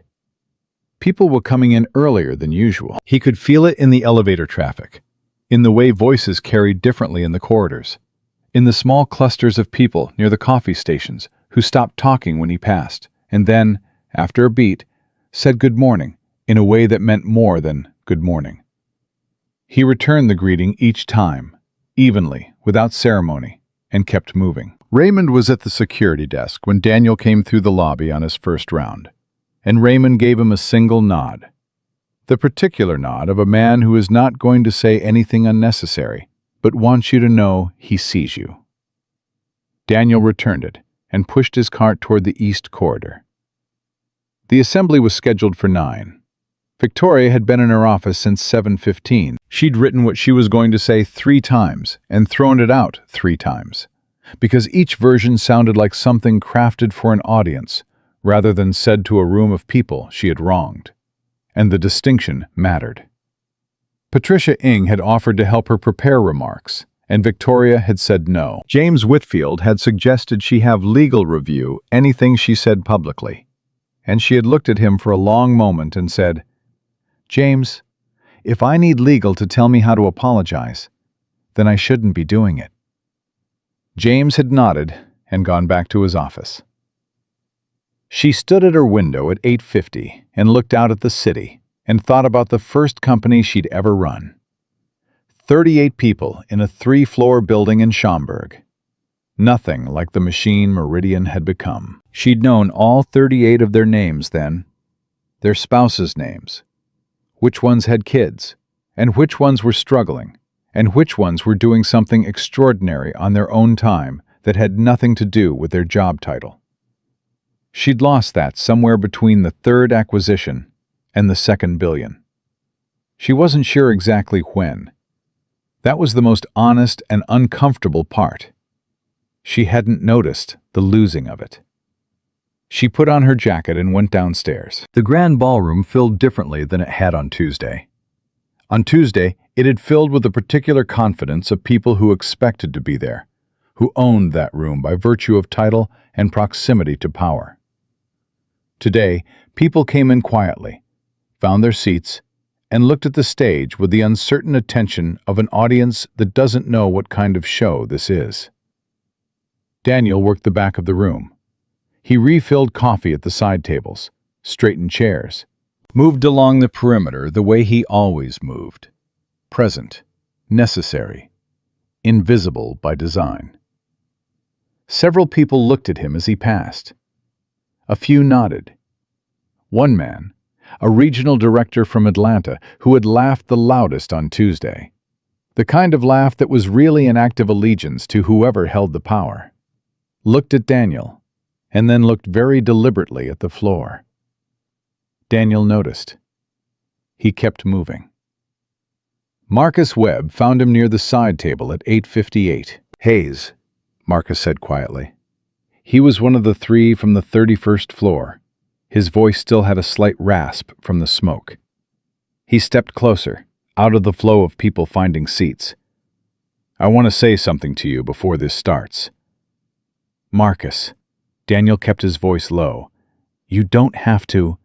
"I know I don't have to." Marcus met his eyes. He was a big man, mid-40s, the kind of steady presence that anchor large teams. His jaw was tight, with the particular tension of someone making themselves say the thing rather than the easier, adjacent thing. You came up 31 floors, into a burning building, for people you don't even know. He stopped. I've been in corporate America for 18 years, and I have never once seen anyone do something like that without needing something back from it, without a calculation. He shook his head. You didn't even stay to let us say thank you. The paramedics had it, Daniel said simply. That's not, Marcus exhaled. I'm trying to say thank you, right now, to your face. Because my kids have a father today because of you. And I couldn't live with myself if I didn't say that directly. Daniel looked at him. He read the honesty in it, the rawness of it, the way gratitude looks when it's been sitting in someone for 3 days and needs to come out, or it'll do damage staying in. I hear you, Daniel said. And I'm glad you're here to say it. Marcus put out his hand. Daniel shook it. Then the room settled, and Victoria walked onto the stage. She didn't use the podium. She'd stood behind it on Tuesday, using its authority, its height, its physical separation from the audience. Today she stood at the front of the stage, without it. Nothing between her and 200 people, except 4 feet of air and 3 years of institutional distance that she was consciously, visibly, working to close. Tuesday morning, she said, I did something cruel. The room was absolutely still. I pointed at a member of our maintenance staff in front of all of you, and I ordered him to clean a spill in a tone that made it clear I was using the moment, using him, for something other than actually addressing a spill. And then I made it worse by making a joke of it, by inviting all of you to laugh with me at a person doing his job. She looked out at the room, not above it, into it. And most of you did, including me. She paused. His name is Daniel Hayes. He's worked in this building for 3 years.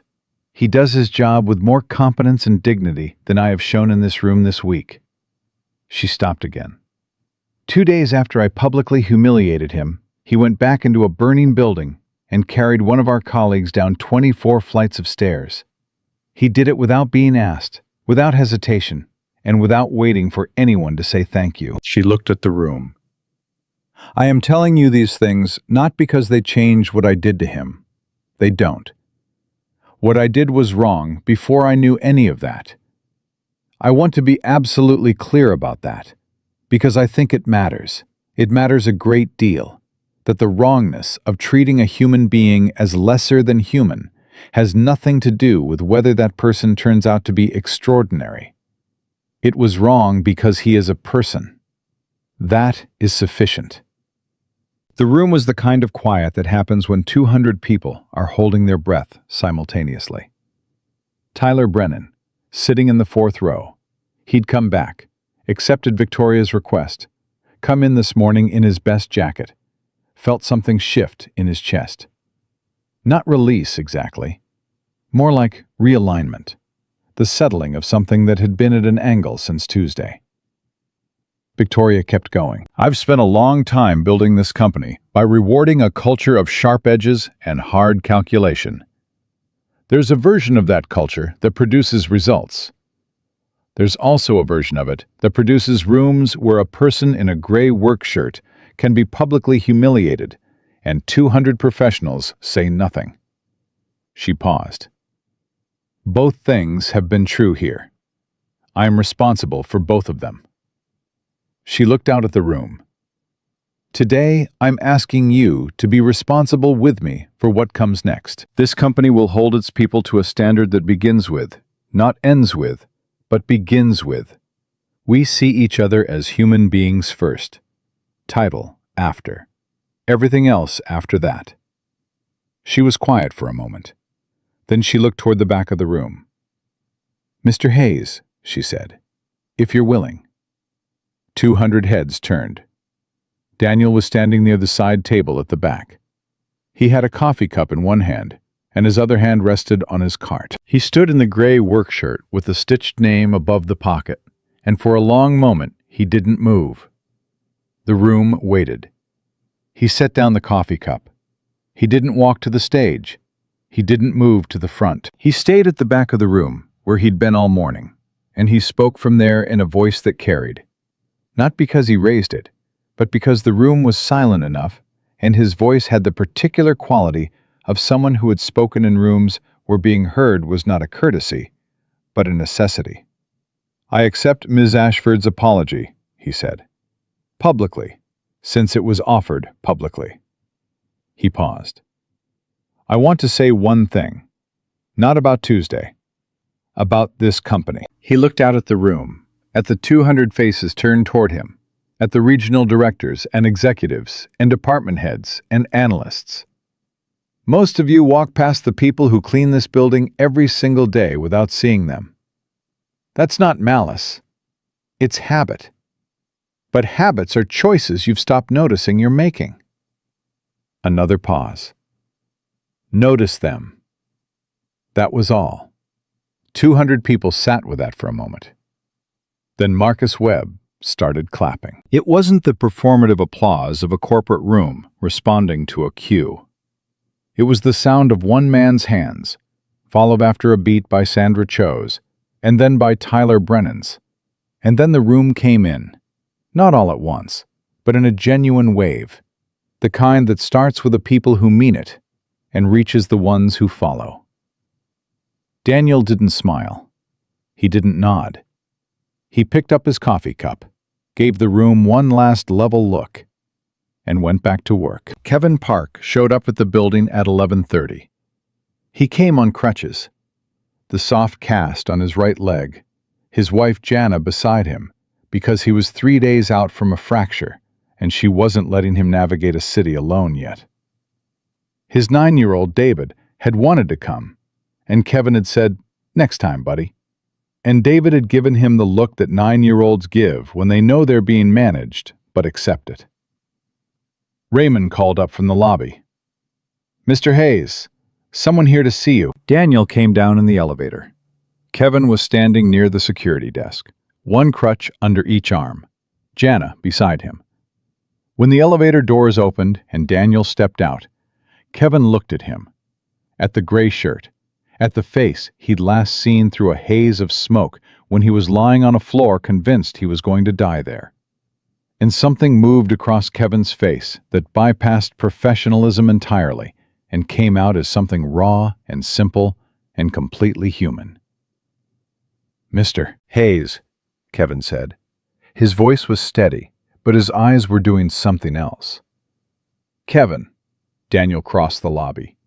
He looked at the cast, at the crutches, at the man standing upright on his own 2 feet, mostly. "How's the leg?" "It hurts," Kevin said. "It hurts a lot, actually." He paused. "I don't mind it at all." Daniel looked at him. "My kids are 7 and 9, Kevin said. "My daughter May is 7. She draws things, and she has very strong opinions about her drawings." He stopped, and something in Daniel's face changed. Barely, but Kevin caught it. "Ms. Ashford told me," Kevin said quietly, "about your daughter, that you're a father." He shook his head. "The whole way down those stairs I kept thinking about David and May, kept thinking, if I don't make it out, they grow up without a father. And you—" He stopped. "You were there. You made a choice to be there, for a man you didn't know, in a burning building, when you could have walked out the door with everyone else." "I couldn't have," Daniel said simply. Kevin looked at him. "What?" "I couldn't have walked out," Daniel said, "not knowing there were people up there." He paused. "That's not heroism. That's just what I am." Kevin was quiet for a moment. Then he said, "I brought my kid something to give you." David insisted. He reached into the inside pocket of his coat, awkward with the crutches, Jana steadying his elbow, and produced a folded piece of paper. He held it out. Daniel took it and unfolded it. A drawing. Crayon. A man in a gray shirt carrying another man on his shoulders. A staircase behind them. A big yellow sun in the corner, even though the scene was clearly inside. At the bottom, in 9-year-old handwriting, "Thank you for bringing my dad home. David." Daniel looked at the drawing for a long moment. Jana, who had been quiet until now, said softly, "He worked on it for 2 hours. He wanted the gray shirt to be exactly right." Daniel refolded the drawing carefully. He put it in his breast pocket. "Tell David," he said, "that the gray shirt is exactly right." The text from the unknown number came at 2 p.m. Daniel was on the 22nd floor when his phone buzzed. Same format as before. 11 digits, the rotation. "You didn't stay quiet. We're watching." He read it once, put the phone back in his pocket, kept mopping. At 3:15, he went to Raymond's office, a small room off the main security station, barely big enough for a desk and 2 chairs, and he closed the door behind him and sat down. Raymond looked up from his monitor. "I have a problem," Daniel said. Raymond leaned back. "Tell me." "There are people who don't want me visible, who are monitoring the situation, who sent me 2 messages telling me to stay quiet." He looked at Raymond steadily. "They're not a physical threat, not directly. What they are is a complication that I've been managing alone for 3 years, and that just became harder to manage alone because of this week." Raymond was quiet for a moment. "How serious?" "Serious enough that I need someone I trust to know it exists," Daniel said. "Not to do anything about it, just to know." Raymond looked at him for a long time. The question he'd been carrying for 3 years, "Who are you, Daniel Hayes?" was right there, closer than it had ever been, and they both knew it. "I'm not going to ask you to tell me everything," Raymond said. "But I need to ask you one thing, and I need a straight answer." "Ask it." "Is your daughter safe?" The question landed in the room and sat there, and the fact that Raymond had gone directly to Lily, not to the operational details, not to the agencies or the programs or the code names, but to the 7-year-old girl in Cicero with the crooked braids, told Daniel something important about Raymond Briggs. It confirmed something he'd been quietly deciding for 3 years. "Yes," Daniel said. "She's safe. That's not the kind of threat this is." "Okay," Raymond nodded. He didn't ask anything else. "Then you're not alone with it anymore. Whatever you need me to know, I know. Whatever you need me to do, you tell me." Daniel looked at him. "Why?" Daniel asked. Not suspicious, genuinely asking. "You don't owe me anything." Raymond was quiet for a moment. When he answered, it was in the deliberate voice of a man saying something he's been thinking about for a while. "I spent 30 years watching people carry things they shouldn't have to carry alone, because they didn't trust the person next to them enough to put some of it down," he said. "I'm 62 years old, and I've seen what that costs." He looked at Daniel directly. "You went up 31 floors for a man you didn't know. You can let somebody carry something for you." The office was small and quiet around them. Daniel said nothing for a long moment. Then, "There may be people who come asking questions about me, about my background. People who have official standing, credentials, authorization. They'll seem legitimate. But they won't be." "They will be," Daniel said. "That's what makes it complicated. They have real authority. They just have competing interests." Raymond absorbed this. "And what do I tell them?" "That Daniel Hayes is a maintenance employee of Meridian International, who has worked here for 3 years. That he does his job well. That you have nothing further to offer." He paused. "And then you call me." "Done," Raymond said, no hesitation. Daniel stood up. He put out his hand. Raymond shook it. The particular grip of 2 men who have, without ceremony or announcement, decided to trust each other. "Raymond," Daniel said, "whatever you found when you went looking, whatever that flag said, whatever that word means to you, it means nothing to me," Raymond said. "What I know is the man in this room." Daniel nodded once. He opened the office door and went back to work. Victoria's assistant found him at 4:40, just as he was finishing his last floor assignment of the day. "Miss Ashford would like 5 minutes, when you're ready," the assistant said. Young woman, mid-20s, with the look of someone who'd been given a task whose significance she partly understood and was trying to honor it. "I'll come up," Daniel said. Victoria's office on 38 was large, the way power makes spaces large, not wastefully, but unmistakably. She was at her desk when he came in, and she looked up and said, "Sit down," and he did. She slid a document across the desk. He looked at it. It was a job description. Director of Security, Meridian International.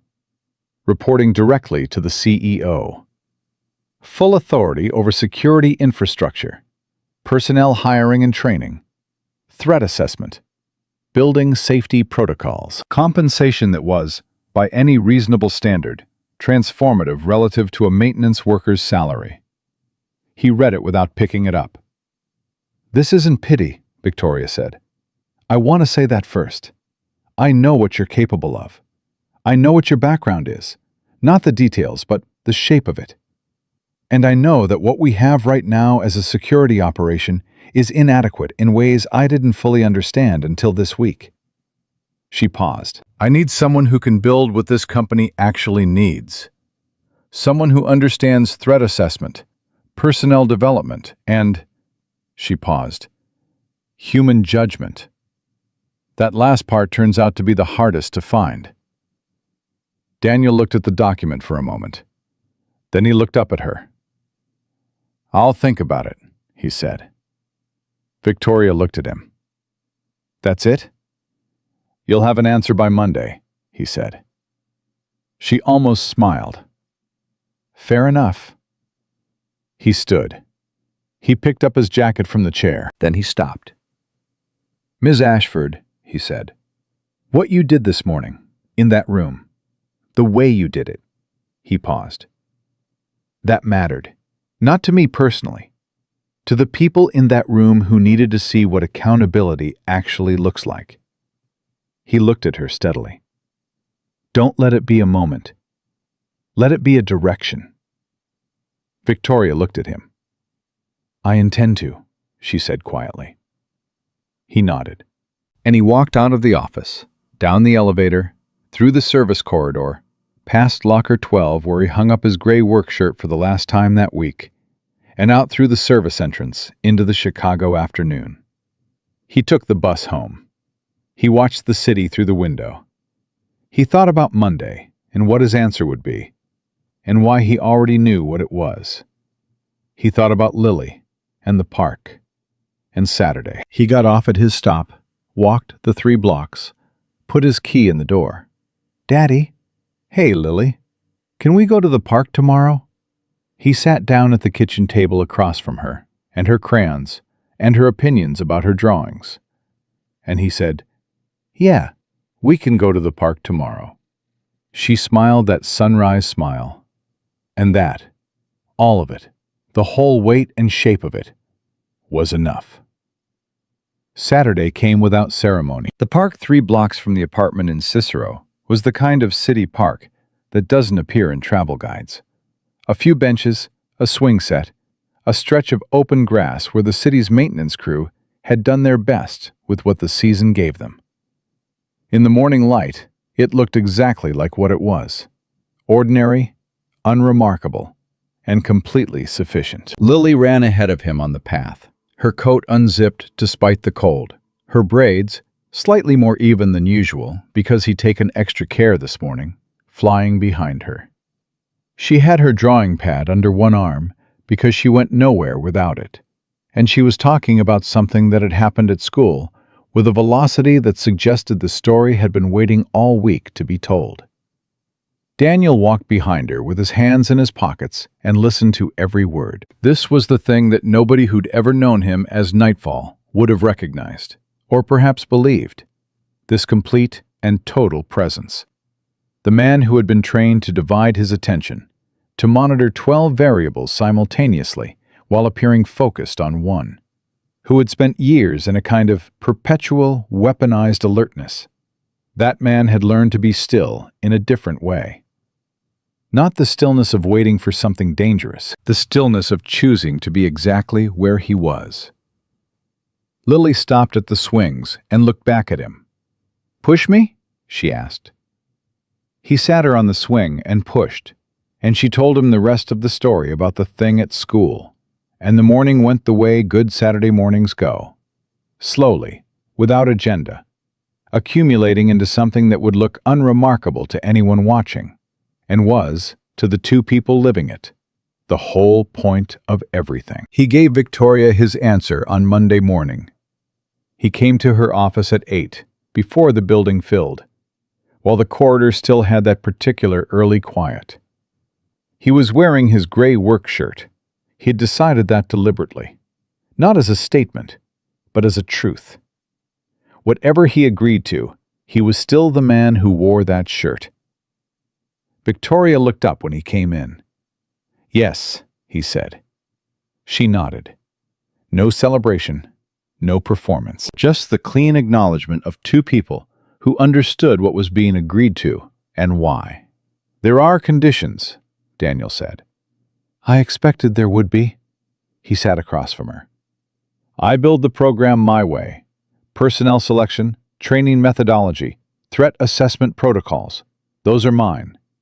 I don't run them past committees or legal or communications. You'll see the outcomes. You don't manage the process." "Agreed." "Second," he looked at her steadily, "the people I bring in, they may not have conventional backgrounds. Some of them will have histories that look unusual on paper. You don't ask about the histories." Victoria held his gaze. "Agreed." "Third," he paused. "My daughter's life doesn't change. I am at her school events. I am home for dinner when she needs dinner. I leave when she's sick. The job fits around that non-negotiable, not the other way around." Something in Victoria's expression shifted, not softened, but opened, like a window in a room that's been closed too long. "Daniel," she said, "that's not a condition. That's a description of a person who has his priorities correct." She paused. "I'd be grateful if you'd remind me of it occasionally. I seem to need reminding." He looked at her for a moment. "Deal," he said. He stood. She extended her hand across the desk. He shook it. "One more thing," Victoria said, before he reached the door. He turned. "The gray shirt." She nodded toward his breast pocket, toward the name stitched above it. "Keep it if you want, or don't. But I want you to know, it was never the shirt that was the problem." "I know," Daniel said. "It was the room." "Yes," she said quietly. "It was the room." The transition took 3 weeks. Daniel spent the first week doing 2 things simultaneously. Finishing his maintenance responsibilities, because he'd been asked to stay in that role until his replacement was hired and trained, and because he was constitutionally incapable of leaving work undone, and beginning the assessment of Meridian's current security infrastructure, which was, as he'd suspected, inadequate in ways that were almost impressively comprehensive. The cameras had blind spots that any competent person could map in 20 minutes. The access protocols were a generation behind. The emergency response procedures were binders on a shelf that nobody had read since they were written. The contracted security staff were, with a few exceptions, people doing a job rather than people understanding a mission. Raymond Briggs was the exception. Daniel came to Raymond on the second Wednesday, sat in that small office off the main security station, and said, "I want you as my second." Raymond looked at him. "You want a 62-year-old retired cop as your deputy director?"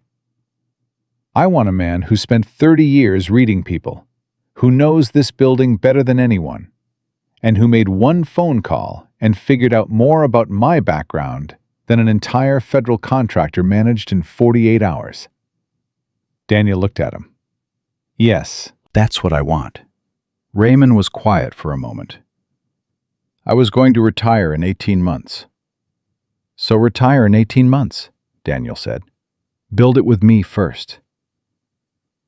Raymond looked at the wall, looked at his desk, looked at the file he'd been working on, which was a routine access log review that was, objectively, a monument to everything that was insufficient about the current operation. You know what the worst part of retirement is? Raymond said. What? Having nothing that matters enough to get up early for. Daniel said nothing. Raymond looked at him. I'll do it. The text messages stopped. Not immediately. There were 3 more in the first 2 weeks. The same format, the same rotation, incrementally more pointed in their language. Daniel read each one, deleted each one, and on the 3rd occasion, typed a single response and sent it before deleting the thread. The response was 7 words. I have a family. I'm done. He didn't know if it would be sufficient. He understood the world he'd come from well enough to know that done was not always a designation you could apply to yourself unilaterally. That there were people in rooms without windows who made those determinations on timelines you didn't control. But he also understood something else. Something he'd been understanding for 3 years, building it quietly, the way you build the only thing worth building. He had Raymond now. He had a building full of people who'd seen him on a Friday morning and understood something about him that couldn't be easily weaponized or leveraged. He had a job that put him in the center of security infrastructure for a major corporation, which meant he was, in the careful language of the world he'd left, an asset with a protected profile. And he had Lily, 7 years old, opinions about drawings, the sunrise smile. There was not a person in any office, in any city, who could construct an approach to Daniel Hayes that didn't have to reckon with that calculation. That the most dangerous version of him, the one they'd created and trained and deployed, was not the Nightfall who had operated in the dark. It was the father who had something specific and irreplaceable to protect. And fathers like that, when pushed, did not disappear back into the gray. They stood still, and they faced the thing, and they did not move. The messages stopped. Kevin Park came back to the building 6 weeks after the fire, his cast off, walking with a slight hitch that the doctor said would resolve completely in another month. He came in through the main entrance on a Tuesday morning, a different Tuesday morning, one that smelled like coffee and had the ordinary hum of a building doing its business. And he found Daniel in the lobby, doing a walkthrough of the new camera positions with a contractor. Daniel saw him come in. Kevin crossed the lobby and extended his hand. "Director Hayes," he said, and his voice had something in it, warmth, and something like pride on behalf of another person, which is a specific and generous emotion. "Kevin." Daniel shook his hand. "How's the leg?" "Almost perfect," Kevin said. "May wants to know if you and Lily want to come to her birthday party next month. She's turning 8. There will be, her words, a lot of cake and a craft project." Something Daniel almost never did in professional contexts happened. He smiled. Small, real, unguarded. "Tell May we'll be there," he said. Kevin nodded. He looked around the lobby, at the contractor, at the new equipment, at the building that was visibly and substantively changing under the attention of someone who understood what needed fixing. "It looks different in here," he said. "It is different," Daniel said. "Good different?" "The kind that sticks." Kevin looked at him for a moment, at the man in front of him, who was the same man who'd crouched on the smoke-filled floor of the 31st floor and said, "I'm going to pick you up. It's going to hurt." and he said quietly, "I'm glad you're here, Daniel." "So am I," Daniel said, and he meant it completely. Tyler Brennan stayed. He stayed, and he changed. And the change was the specific kind that doesn't announce itself, but shows up consistently in the choices a person makes in the rooms they're in. He started speaking up in meetings, not loudly, not with the performed righteousness of someone making a point for an audience, but in the clear, even voice of a person who has decided what his floor is and will not operate below it. The first time he did it, in a budget meeting where a senior director dismissed the concerns of two project coordinators without letting them finish speaking, he felt his heart rate spike the way it had on Tuesday morning in the grand ballroom. The same calculation ran. This will cost you something. He recognized it this time as the specific texture of a moment that matters. He said, "I'd like to hear them finish." The senior director looked at him. "Their point wasn't complete," Tyler said. Steady, no apology in it. There was a pause, the kind of pause that a room takes when it's recalibrating. "Go ahead," the senior director said to the coordinators. After the meeting, one of the coordinators, a woman named Priya, who'd been at Meridian for 4 years and had, in Tyler's observation, never once been asked to finish a sentence in a budget meeting, stopped him in the corridor. "Thank you," she said. Tyler nodded. It was the right call. People don't usually make it. "I know," Tyler said. "I'm trying to be better at that." Priya looked at him for a moment. "Whatever happened last month, the assembly, everything, something changed in this building. You know that, right?" Tyler thought about Daniel Hayes at the back of a room saying, "Notice them." He thought about a Friday morning and 200 people holding their breath, and one man's hands starting an applause that meant something. "Yeah," Tyler said. "I know." Victoria Ashford changed more slowly and more genuinely than anyone who had worked with her for the past decade would have predicted. It wasn't a transformation. She wasn't that kind of woman, and those kinds of transformations rarely hold. It was a recalibration. Incremental, consistent, sometimes visibly effortful.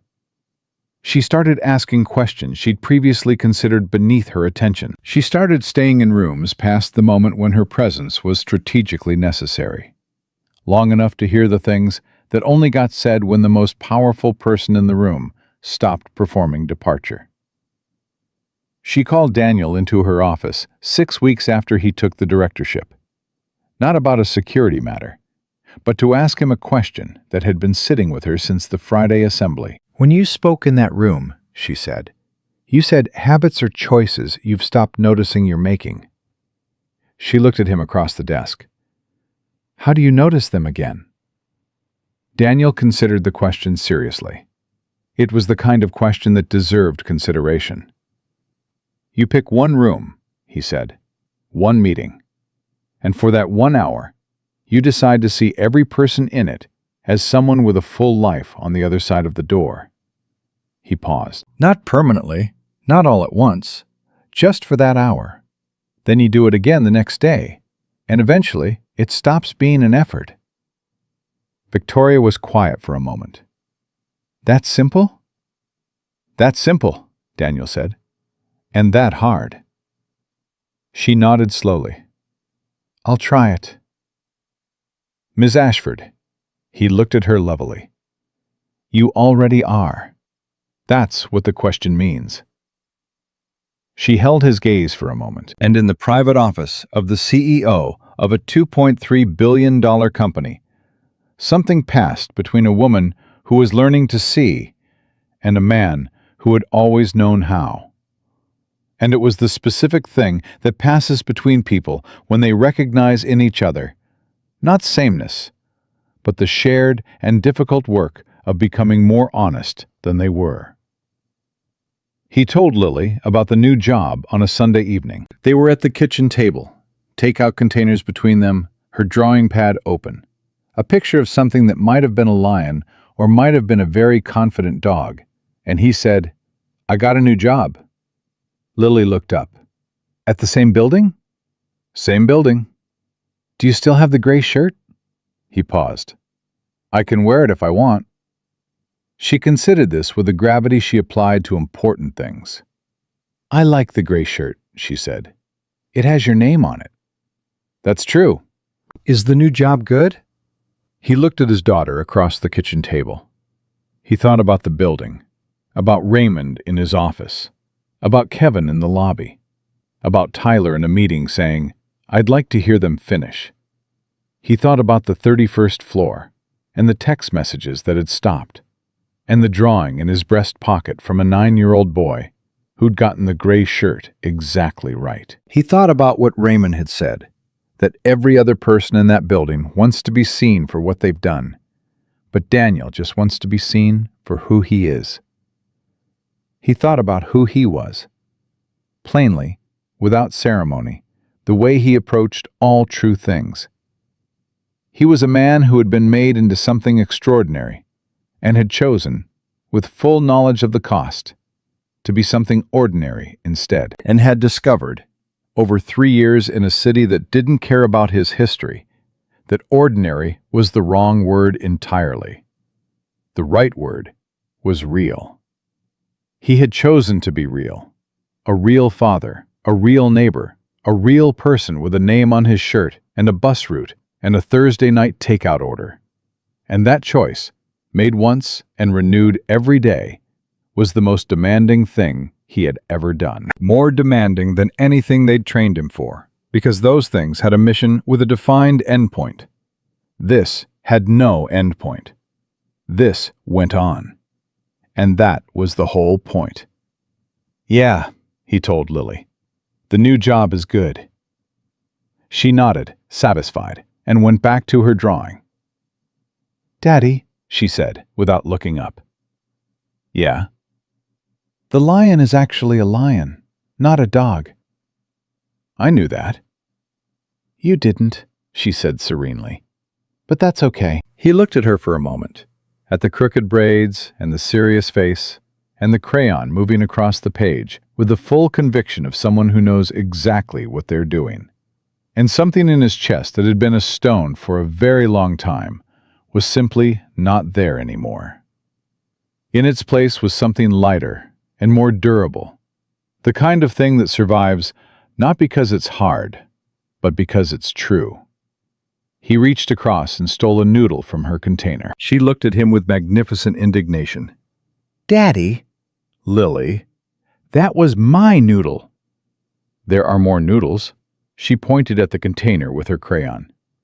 Get your own. He got his own, and he sat at the kitchen table in the apartment in Cicero, in the ordinary Saturday evening of an ordinary life that he had built from the ground up with his own hands and his own choosing. And he was home.